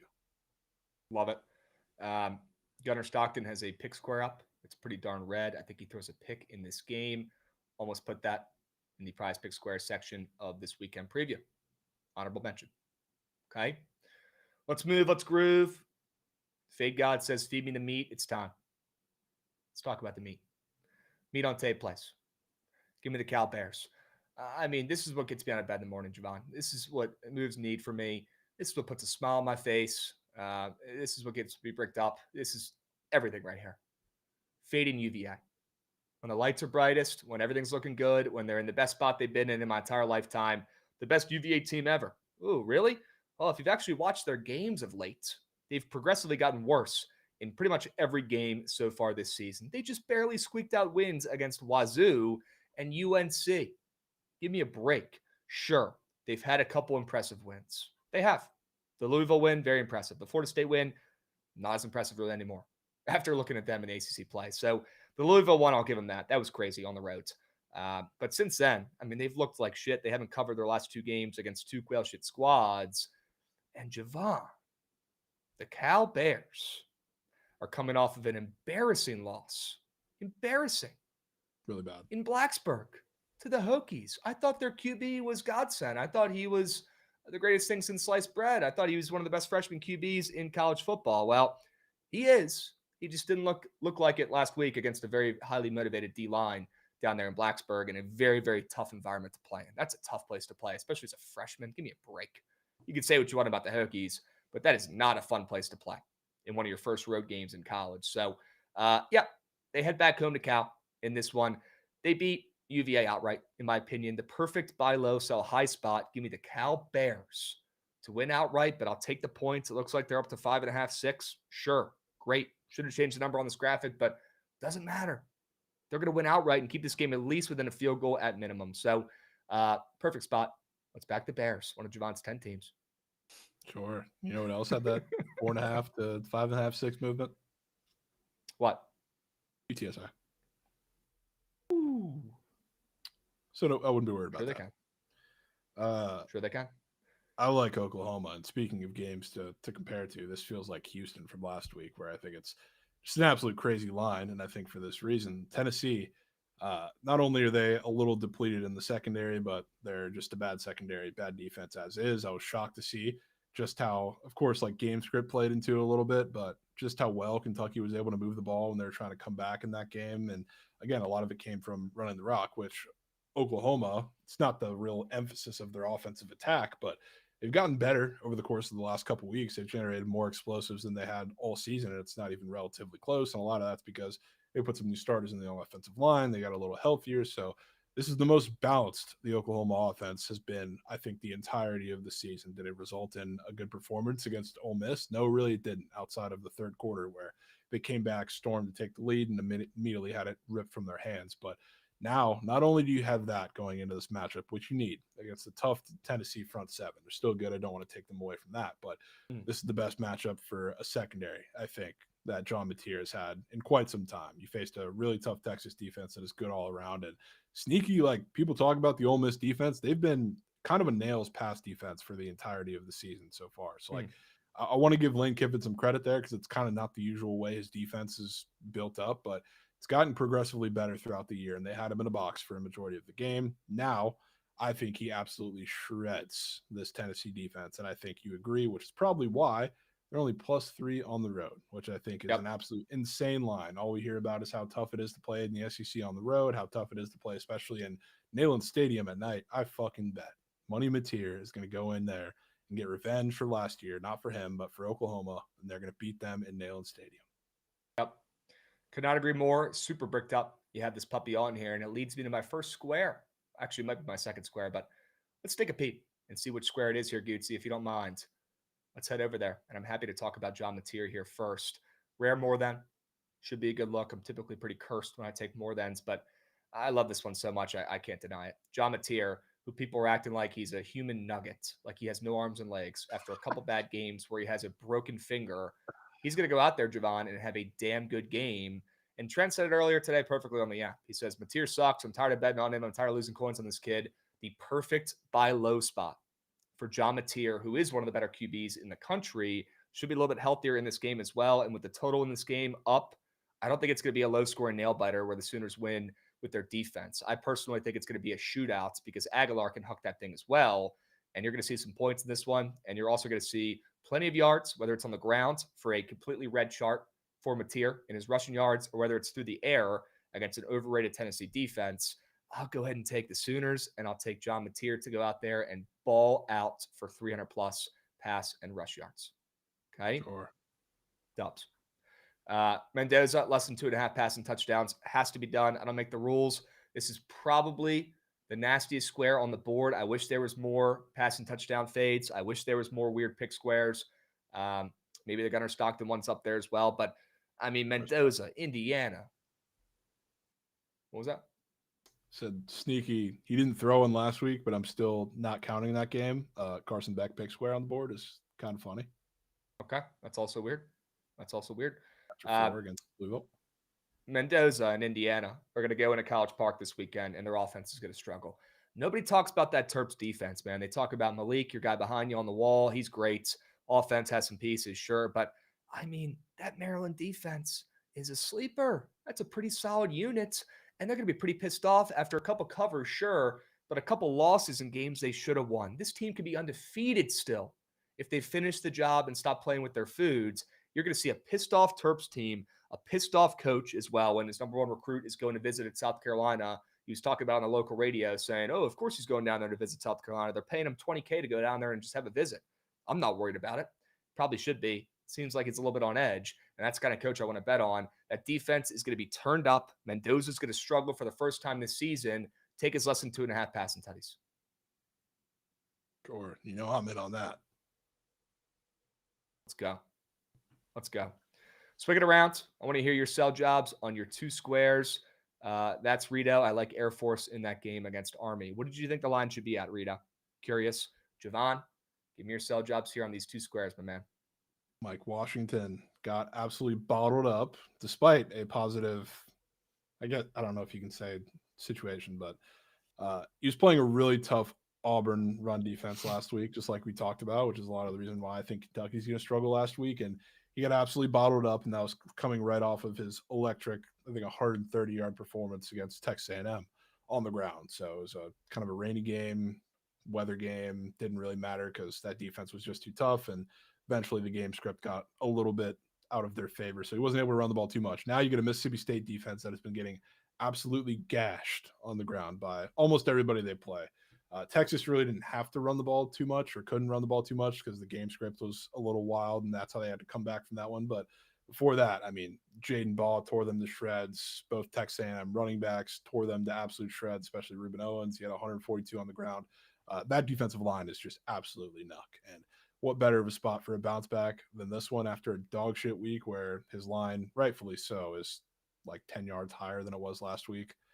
So I think that's for a reason. I think he's about to go off. And then Mike Alejado, I don't know what I can really sell for this one because this is what should be a high-scoring game with 2 just god-awful defenses, and especially with the Hawaii run and shoot when you play a very undisciplined defense that does not defend the slot very well, which San Jose State really does, or does not, I guess you should say. It's a golden matchup for Hawaii. I think I like Hawaii in this game as well. I think they're going to win on the road, and I think it's a golden matchup for the offense against this a secondary that was a little better to start the year, and it's kind of trickled off ever since. I think he's busting. Yeah. Great young QB. I'm with you on that. Against that terrible defense. Might be square. Don't care. Yeah. Don't care. All right. Let's move. Let's groove. Honorable mentions here really quick. 30 seconds. I like Texas against Vandy. I've come around to them. They're catching steam. I think you do too, Jovan. Maryland plus 21.5 and the under in that game. Also, it's worth noting it's a Roman Hemby revenge game. Indiana, former Maryland running back. They're probably going to give him the ball 30 times, hence why their star QB is not throwing 3 touchdowns. I like NC State at home plus 5.5. I like the over in that game against Georgia Tech as well. Jovan, any honorable mentions? Got a bunch of honorable mentions squares because some of them aren't up yet or they got briefly taken down. Rip through them real quick.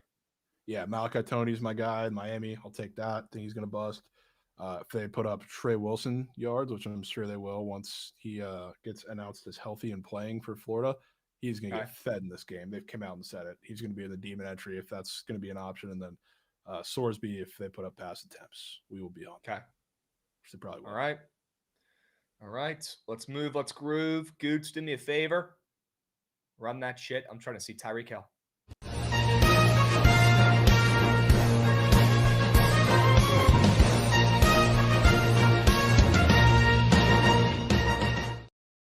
All right. Enough talking about Goots' college kids. Let's move on to the NFL, the professionals. Okay, let's talk about some snooze fests, some unders. Big fan of this Carolina and Green Bay under, Jovan, for a couple reasons. The Packers have been an over machine of late. The defense has also given up a couple points. They've been winning, right? But it's not like they've been perfect on defense. They gave up 25 to Pitt. They gave up 23 to Arizona. And I think that was Jacoby Brissett. Correct me if I'm wrong. 4 straight overs from this Green Bay team that's putting up points, and they're giving up points. That defense that looked elite the first couple weeks, they haven't looked great. Micah Parsons, nobody's talking about him right now. Well, they're going to be after this game against the Panthers. And this total's dropping, which I thought was pretty weird after the Packers are coming off of all these overs. The Panthers are coming off of 4 overs in their last 5 games. A couple of games where they've scored a lot, but they've also given up a lot of points in a couple of their last games as well. Thought it was pretty weird to see this total as low as it is and dropping. Looks like the sharpest under on the boards. I want to get involved, and I cannot wait to look at the splits on Pickett Pro. But think this game can be weird, a little bit closer than people think. And again, I don't really care who's playing QB for Carolina. They're probably going to run the ball a ton, not have much success here with their 2 RBs. And the Packers, looks like a pretty fat, happy, complacent spot for them as well, sitting at 5-1-1. Not expecting Jordan Love and co. to go out there and light up the scoreboard. And I do think the Packers defense plays good for the first time in a month. Sure. I can tip cap to that. I like this under in the Giants game, which I know is a pretty weird square. I'm a little undecided on what the game plan for me, I guess, is going to be as far as the side in this game, because the Giants are sharp. I don't know if I'm willing to die on that hill, but if there's a reason why they're sharp, I think it's going to be because their defense shows up. And a lot of talk, I guess, would be about the Niners defense with how banged up they've been over the past month. But truthfully, they haven't been all that bad for a defense that's dealing with the amount of injuries that they have. And obviously, you have no Scatabo now. So, like, I think in my mind, especially from what we've seen over the last couple weeks, like the best method for beating this Niners defense is TOP, ball control, and keep the ball on the ground a little bit. Not they're the best, I guess, defensive target rushing wise, but you want to keep them on the field, and they haven't been necessarily full strength there either. So now, if you want to do that with Tyrone Tracy, sure. I don't think that's going to be incredibly effective. I think you're going to have to hit some downfield shots at some point. And this offense, I don't really know if I trust that to happen at this point. So I feel like this is a game where there's going to be a lot of feet involvement. And again, if the Giants are sharp and end up winning this game, which is certainly a possibility, I think they do it because their defense shows up in MetLife, and this is a gross game.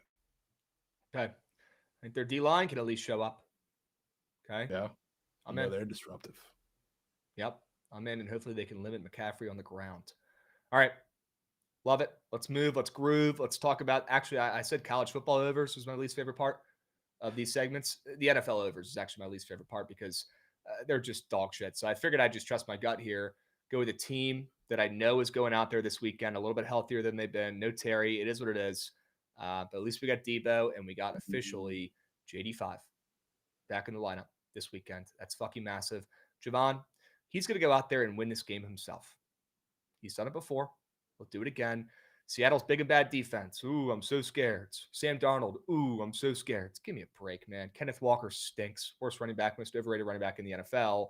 And look, Deron Payne and co. have done a decent job of limiting the run since that Bears game. So I trust them to keep Kenneth Walker from breaking out in this game. Maybe Charbonnet gets a touchdown, but that does not affect this bet whatsoever. I think the Commies go out there and put up a big old number. And I love seeing this total now on the way up, probably with the confirmation that JD5's playing, up to 48.5 in the full game total. But again, I think the Commies win. I think they cover. I like points in this game. A rare primetime over for me. This one's going to be cinema. I might need to get tickets to this puppy, to be honest with you. And we're wearing our retro Redskins uniforms, which, Jovan, could be the difference.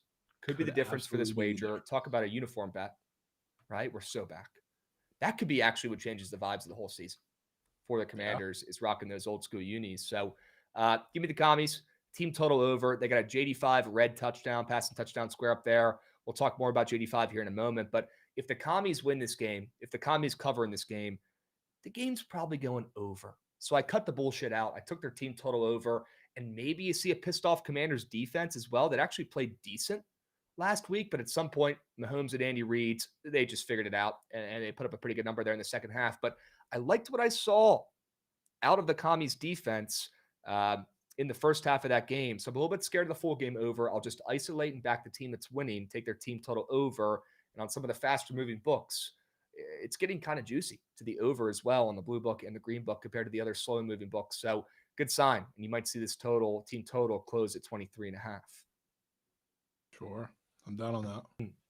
Okay. I want to back the Falcons like this, Krabs. And it was a little different, but remember when they got shot out against the Panthers, which unfortunately I think we squad rode the Falcons that next game.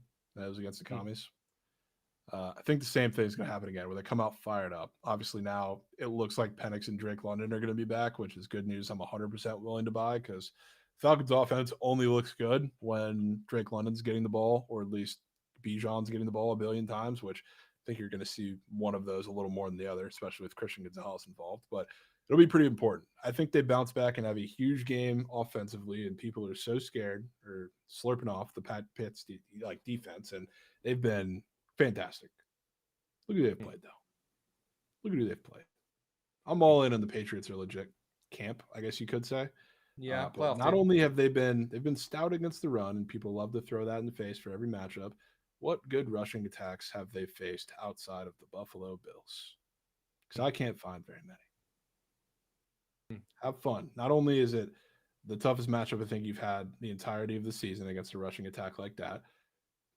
Did you see how they lost that game last week, Krabs? Brutal. Falcons. Brutal. Horrid performance. And you know why? Because Bijan didn't touch the fucking ball. Yeah, They abandoned the run way too early. They weren't giving him his looks in the pass game. He obviously didn't get in the end zone. It was an ugly game. Why overcomplicate it when you know exactly what's going to happen in this game? And I think that's going to equate to points just when everybody thinks the Patriots are going to the fucking Super Bowl. Falcons are scoring. Could not agree more. Let me clarify something a little bit for the chat. Teach you guys a lesson, and that's why I'm sitting up here and you guys are sitting in the chat. I'd be taking this commies bet, no matter what team they are, no matter what name they are, no matter what fandom I have. They are a 3-5 squad that is barely an underdog at home, that's played terrible this entire season, especially of late. They've lost 4 of their 5 games. They're playing a 5-2 Seattle team that's won 4 of their last 5 games. Sam Darnold looks goated. JSN looks unstoppable. And the commies are catching steam down to plus 2.5 in this game. I'd be betting on this team whether I was a fan of them or not. And if you disagree, you are incorrect. So excuse me for putting the commies team total up here in a game I like the over in a game I think they cover in. Let's move on. Let's talk about some unders or some blowouts, excuse me. The Texans are going to absolutely obliterate. They're going to absolutely obliterate the Broncos in this game. Hottest team in the NFL, the Broncos. Is that fair to say? Maybe the Chiefs are up there too, but is it the longest winning streak? Longest winning streak right now in the NFL? Broncos? They're on fire.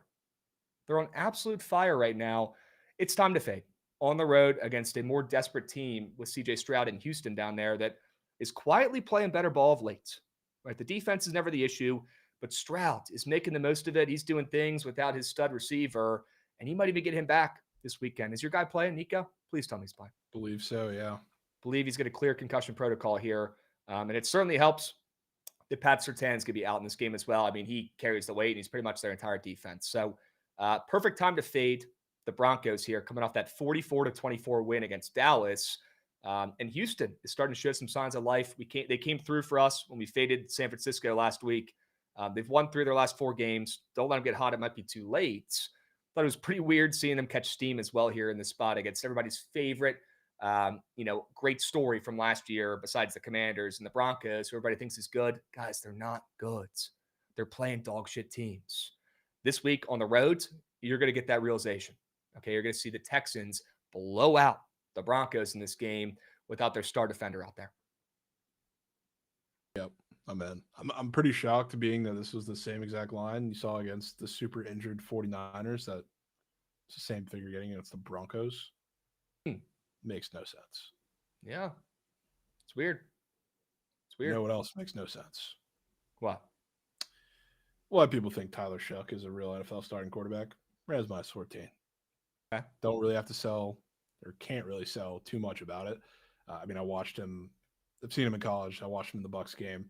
Looked pretty freaked out in the pocket, and the Bucs weren't even, because they were up a bunch of points to that point. They weren't bringing like Todd Bowles pressure, and he was still freaking out in the pocket. There was nothing down the field that looked the slightest bit competitive. It was everything short and to the outside. There was nothing in the middle of the field. This front seven for the Rams is damn near as good as you can get a front seven right now in all of the league, and they're coming off a bye week. Yeah, it's a little weird because he didn't have all of it to prepare for him because he just got announced the starter and just took the job last week, but I'll pay to find out if he's going to do something on the road against this defense who's had time to prepare in his first start on the road.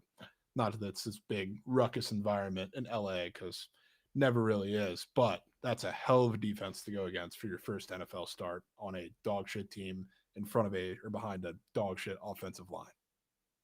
Yep. Yeah, I'm with you. I don't know if the Saints score in this game. It'll be tough. If I'm being real. It'll be tough. Probably time to cash in the Rams for Survivor and not overthink it. This one, just put the fries in the bag and take the Rams in the Survivor this week if you still have them available. Okay.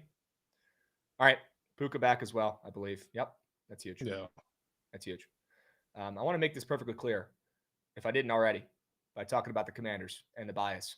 Guys, I would be on that bet whether I was a fan of them or not. It has nothing to do with me being a fan of the team for the 100th time. It's the spots. It's betting on a shit team that's losing all their games against a team that's on fire. It's a crabby play. I'd be on it no matter what team I root for. How many other different times, different ways do I have to say that, Jovan? I don't get it. Just wait on it. I don't get it, man. Oh, do I got to say it in a different language? How many times do I got to clarify it? I'd be on this no matter what in this spot. I'll back you on that. Take the name off the front of the jersey. I'd be on it no matter what. Oh. All right, let's move. Let's groove. Shit's so annoying, man. Everybody thinks they're so fucking smart. All right, let's talk about upset alerts, I believe. All right, Falcons. You talked about that team total over. I like it. I like the spread probably a little bit better. Shocker, I like the dog and not an over here. Give me the +5.5. Don't care who's playing QB. Okay, if you get Penix coming back from injury, great. If you get Kirk for the worst game I've ever seen in my life, great. Either way, it's a win-win. And it's time to fade the Patriots, guys. Great story. I talked about the Broncos being the hottest team in the NFL. The Patriots might be right up there with them. This team is on fuego. If only somebody told you guys this team was going to make the playoffs and bet them a plus money before the season, going over the team futures. Oh, wait, I literally did and screamed it from the mountaintops. Patriots team is good. Drake May's good. Mike Vrabel's a good coach. Titans are a dumpster fire. Cannot believe they let him go. But again, guys, you cannot have any loyalty in this game. If you do, you're going to lose coins. And this is the spot to finally fade the Patriots and make money. The Falcons are coming off of their worst performance maybe I've ever seen in my life. But their defense is better than they've shown. Whoever's playing QB is going to have a better performance. Drake London's going to have a day if he plays. I think he's going to, from what I'm hearing. And this is the perfect spot to fade Drake May in a fat, happy, complacent spot at home after 5 straight wins and 5 straight covers. It has to be done. I don't make the rules. Bet the spots, not the teams. Has to be done. Shout out the Falcons. Sneaky, one of the best spot teams in football, whether it's for or against them. Let's hope that stays true this game. Okay? Yeah. All right. Steelers has to be done. I'm sure I'll talk about it in a little bit here. Everybody's tired of fading the Colts. See it in the chat. Seeing it for days now. Stop fading the Colts. Doesn't work. Don't really give a shit. Steelers were fake sharp last week. This week is the same exact line against a much better team, I guess, in their current state, I would say. But it's weird because the Steelers offense, I feel like they're very suited to beat the Colts defense because the way you beat them is you utilize the backs out of the backfield a lot, which is probably why, Gainwell and Warren have pretty sizable receiving squares, but you also play with your tight ends. Like, how many teams have you seen attack the Colts with their tight ends? Because that's literally all they have for the majority of the season so far. Nobody's really had that strength, and nobody's been able to really do it. So, like the Steelers of all teams, what other teams do you have that are so focused on your tight ends and your running backs in the pass game? That's the Steelers offense to a fucking T after just an atrocious performance. Not really offensively, because offensively they weren't great against the Packers, and a lot of the gooses, I guess, came when it was too late and it didn't matter, but they weren't atrocious. It was a lot to defense. The defense was god-awful in this game. This isn't going to be a low-scoring game, I don't think. This is going to be a game back and forth with points, but what better matchup than the Steelers offense that is quite literally built to beat the Colts scheme? So I'm taking. You guys can do whatever you want. Keep betting on the Colts. It ain't working this week. Yep. All right. Love it. Love the play. Am I a little bit concerned about the Rodgers 1.5 passing touchdown square? Yeah, but there's also he's throwing too. Okay. Not a doubt in my mind, especially coming off of he just lost to his Packers. Had to give credit to Jordan Love. Yeah, you do. What do you think the me guy is going to do this week? He's pissed. The ultimate me guy. Could not agree more. There's also a Jaylen Warren completely red touchdown square, so he probably gets 2. And that probably helps the Steelers cover as well. Okay. Gainwell receiving yards, insane square. Okay. He's getting that. Yep. Tight ends are going to grab all in the same. Yep. All right. I'm in. Love it. Let's keep moving and grooving here. Got to keep the tempo and pace extra crispy like a chicken wing. Goods, let's talk about some meat.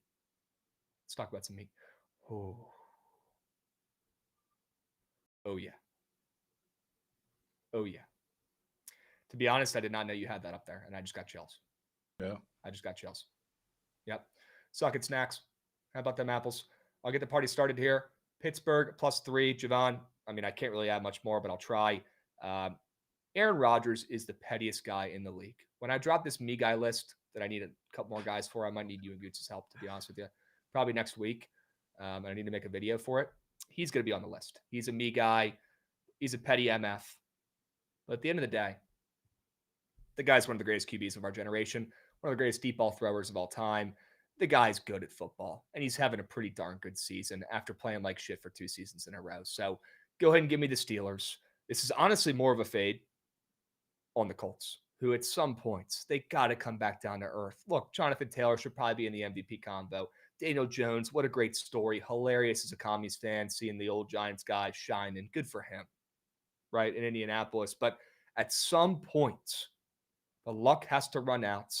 And maybe the Colts don't lose out, right? Maybe they don't crash down and burn and absolutely stink the rest of the year. But this is the spot to fade them. Pick coming off of back-to-back losses.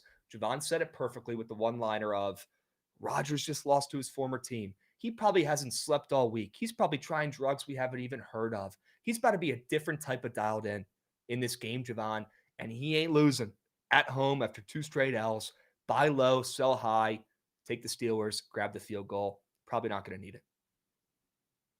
Won't need it. Won't need it. Shout Steelers. All right.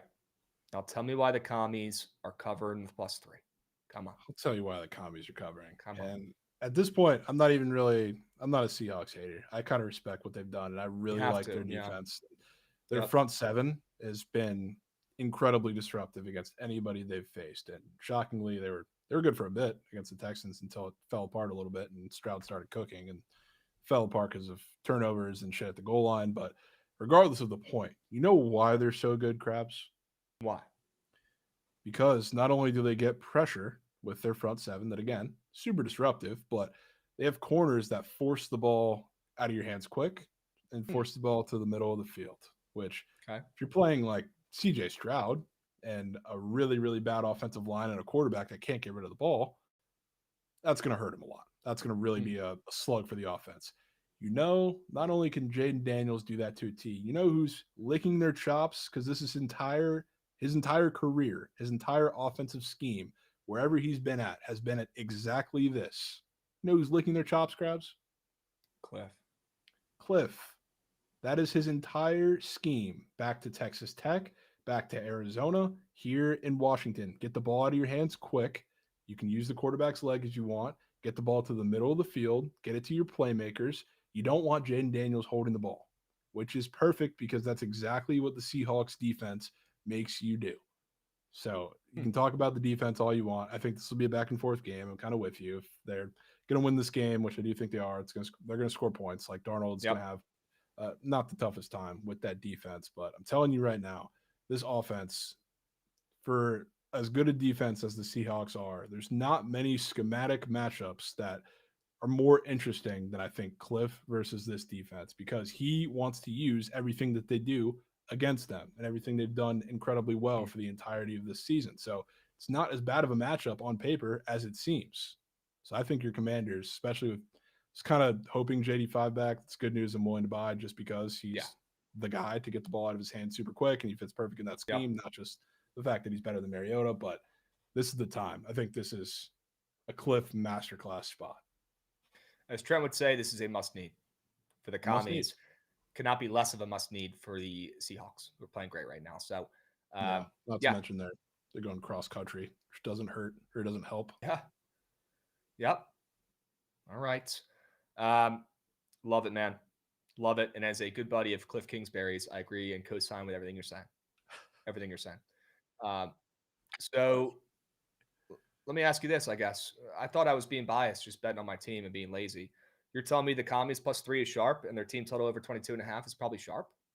I think it is, Krabs. And wait, you're not a Commanders fan, right? No. It's a shit program out there. Thank you. I appreciate this that. week. Thank you. I appreciate that. W's. All right, let's move. Let's groove. Let's talk about some prize pick squares here really quick. Richie, I trust my defense enough. Again, I don't think it's an under game. but they played good against the Chiefs last week. Not great, good. Yeah. They could play good again in this game. Sneakily better than I thought they were going to be for the majority of that game. Offense just kind of put them in tough spots in the second half. They're on the field all game. Yep. All right. Big Cheesy, if you're back in Luke McCaffrey, don't take anything besides a touchdown. It's the only thing he does. You know who I would really like this week? I would like Ertz. Ooh, would you? Not even just for the fact that Trent took his green gob and a 6-man that he nuked with all green gobs for $5K, and he was the only one who sold, but get the ball out of your hands quick, middle of the field. That's kind of Zach Ertz. Okay. Yeah. I mean, him and JD5 are their best bets, especially in the red zone. So just take his fantasy score if you're going to back him. And speaking of fantasy scores, take JD5's fantasy score. Most stack Ertz fantasy score when it goes up with JD5, 19.5 fantasy score. Because again, Jovan, if the commies are covering this game, if the commies are potentially winning this game, if the commies team total over is hitting, Jaden Daniels has to get more than 20 fantasy points. He has to. There's not another scenario. I love Bill. Great story. My goodness. One of the best stories of the season. It's not getting talked about enough anymore because he's been playing like shit. Love Bill.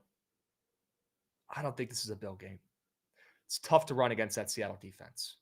He might get a touchdown on the goal line once JD5 gets him down there, but this is a JD5 game. JD5's going out there. Great matchup for him. Like you were talking about, get the ball out of your hands quick against that Seattle defense. If you don't, you're toast. Well, good thing that's JD5's specialty. So I like his red rushing yard square as well. I think that's a good sign. I like his 1.5 passing touchdown square, which is pretty red as well.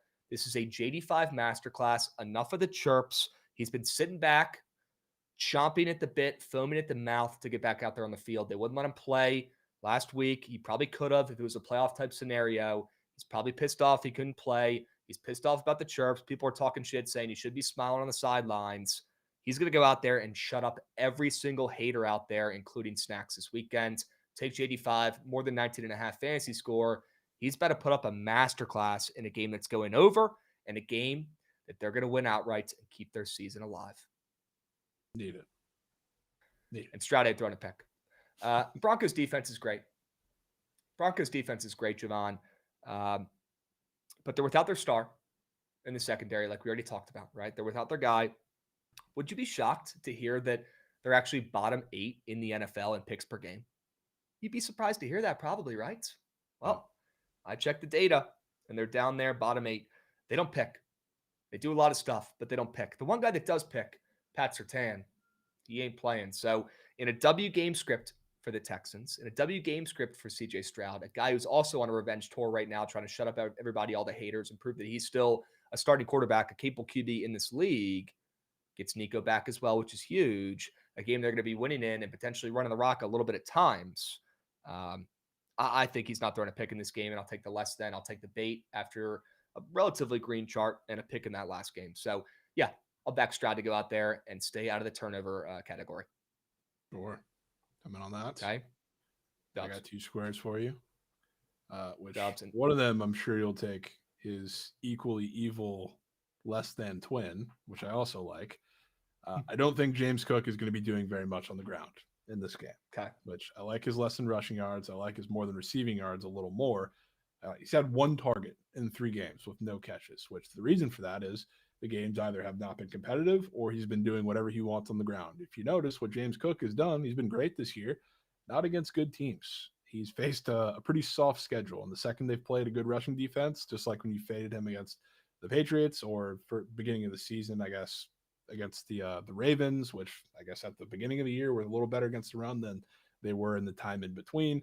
He's not doing all that much. And in the times where he needs to catch the ball, aka pretty much every time they play the Chiefs, he does. And sure, they have a couple different backs that can catch out of the backfield. Ray Davis, Ty Johnson, I don't really care. I think from the beginning of the game, they're going to have to get James Cook available in the receiving game to make the offense a little different, especially because I do think they're going to be maybe in a trailing game script from pretty early on, because I like the Chiefs in that game, and I think a lot of us do too.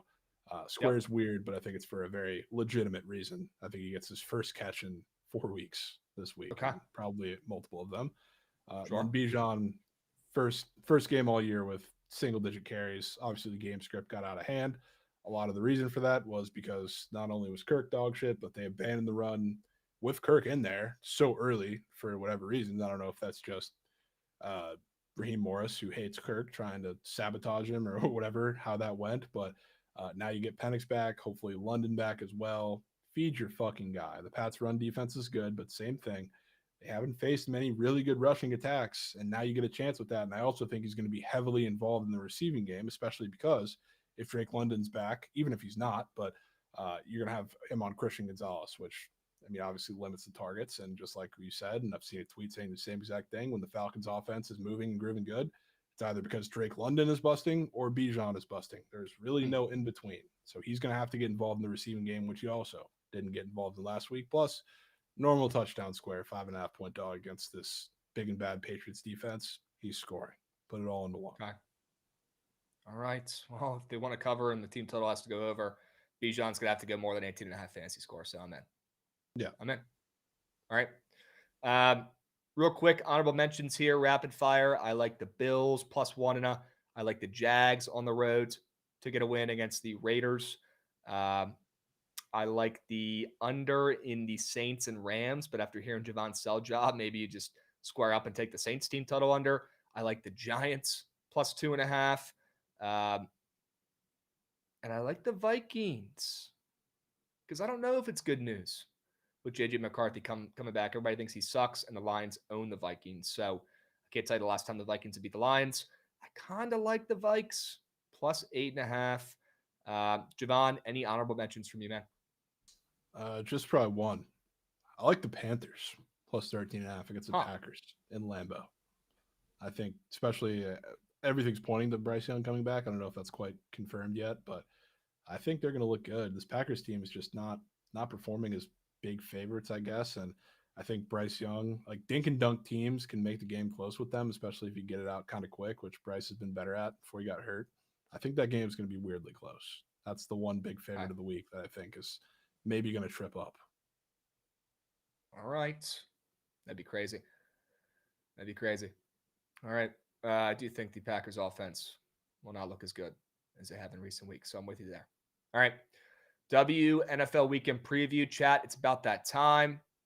Goots, if you're around, if you're local, do me a favor. Run that shit. I'm trying to see that train.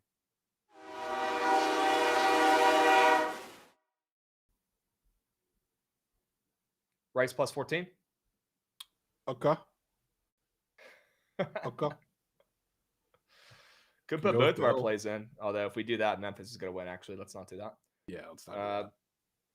I'm not usually confident in Battle of Bergs because I'm results driven, and Jovan usually beats me in these. But I do think I have an edge tonight. But again, we'll leave that game out of it. We're on different sides. Got to put the Celtics in here. Yeah, whatever that line is currently at. ML. They're not like -4, are they now? No, they've been bouncing between like -1. Oh, they're dogs now. I haven't looked. Okay. Should we just take their ML? Yeah, we just take the ML. Okay. About the Blazers. Okay. We did talk about Game 6 in the beginning, Tyler. If you missed it, go back and rewatch on the YouTube, my man. You want the Blazers as well? Okay. I kind of want the Blazers. They treated us well so far this season. Knock on wood. All right. Plus 4.5 I'm seeing for them. Always got to double check the NBA lines because they're always moving and grooving. Yeah. I want UNC. Bill. I like UNC a lot. I think they went out right. I think Bill gets a big time win. Shout out Bill. Big time win. Shout out Bill. I think we get 3 plays, 3 winners. Oh man. It's now or never. 3 plays, 3 winners. 3 plays, 3 winners, 3 minutes. 3 plays, 3 winners, 3 minutes. And again, guys, you're making Goots do extra work here, which does not make me happy, but we got to do what we got to do here. The poll is on the BTL X. There's the link. W Goots. I appreciate you, Beast. You're him. You're goated. WBTL today. W Stream. W 2-hour Megalodon app. Rumor has it we do have a live coin toss right after this, which gets me bricked up. I love kicking the feet up after a BTL Friday, putting it on my TV, getting the comments up there on the TV, on YouTube. It's only on YouTube, not on Twitch. And watching you guys on the coin toss and getting some nugs for the weekend. So very excited. Very excited to watch the coin toss right after this. Who won the PP coin giveaway? Sage, if you're talking about the one I'm doing, I have not picked it yet. I'm going to go through this afternoon and select somebody and give them $100 in Prize Picks promo. So stay posted there. What else? Oh, yeah. Get involved. Get your votes in right now. Hurry up. Go, go, go. Don't wait. It's probably only a minute left on the poll. Another thing. Last week, favorites cleaned up shop at a crazy rate. Maybe the best weekend for favorites I've seen in the NFL in my lifetime. I think it was, actually. Jovan, there are a lot of -2.5s in the NFL slate this weekend. And Trent's on a lot of those plays. Right? I'm smelling some dogs, man. I think the dogs are going to be barking this weekend in the NFL. I think it's going to be a big-time dog weekend. People are making videos saying dogs are dead. Everybody's, losing coins betting these underdogs. I think this is a big weekend for underdogs in college and the NFL, but especially in the NFL. So remember that when you're locking in your plays, guys. Okay, and you can always go back and rewatch these segments and get our plays, get our sell jobs on the Bookit Sports YouTube. It'll be posted right after the show. Okay, you can always go back and rewatch. And we post a graphic on the Bookit BTL X account as well, the same account that Goots is dropping the link to right now to get your votes in for the squad ride. So hurry up, go, go, go, go, go. Couple seconds left. Goots, appreciate you, my man. W work today and this week. You're killing it. Cannot wait to see what wins the squad rides. I really don't like that I can't see the progress and see what's winning. Maybe that's a good You thing. can always pull it up. Unfortunately, I just noticed this, but you can't do it for any less than 5 minutes. So I had to do it for 5 minutes. Okay. But the Celtics are currently winning. Okay. We should not have told the chat that because they're going to try to vote for other stuff. But Goots, I appreciate the update. That's my fault. Sorry. I'm saying before they vote, though. Now they're going to all vote for the Blazers. Of course, Goots. Of course. That's okay, man. That's okay. You're doing really good things over there, Gootsy. You are.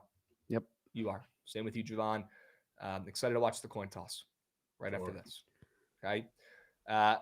Yeah, we got 1 minute left on the poll. But again, guys, you will get the official squad rides on the Bookit BTL X account at Bookit BTL. We'll drop the link one more time here really quick. And we're going to let you guys go so you can get the squad ride officially on the X account and see who wins that puppy here in a moment. We're going to let you guys go. We're going to segue over here for the coin toss. Head to the YouTube right now to watch the coin toss. Go, go, go, go, go, go, go. WB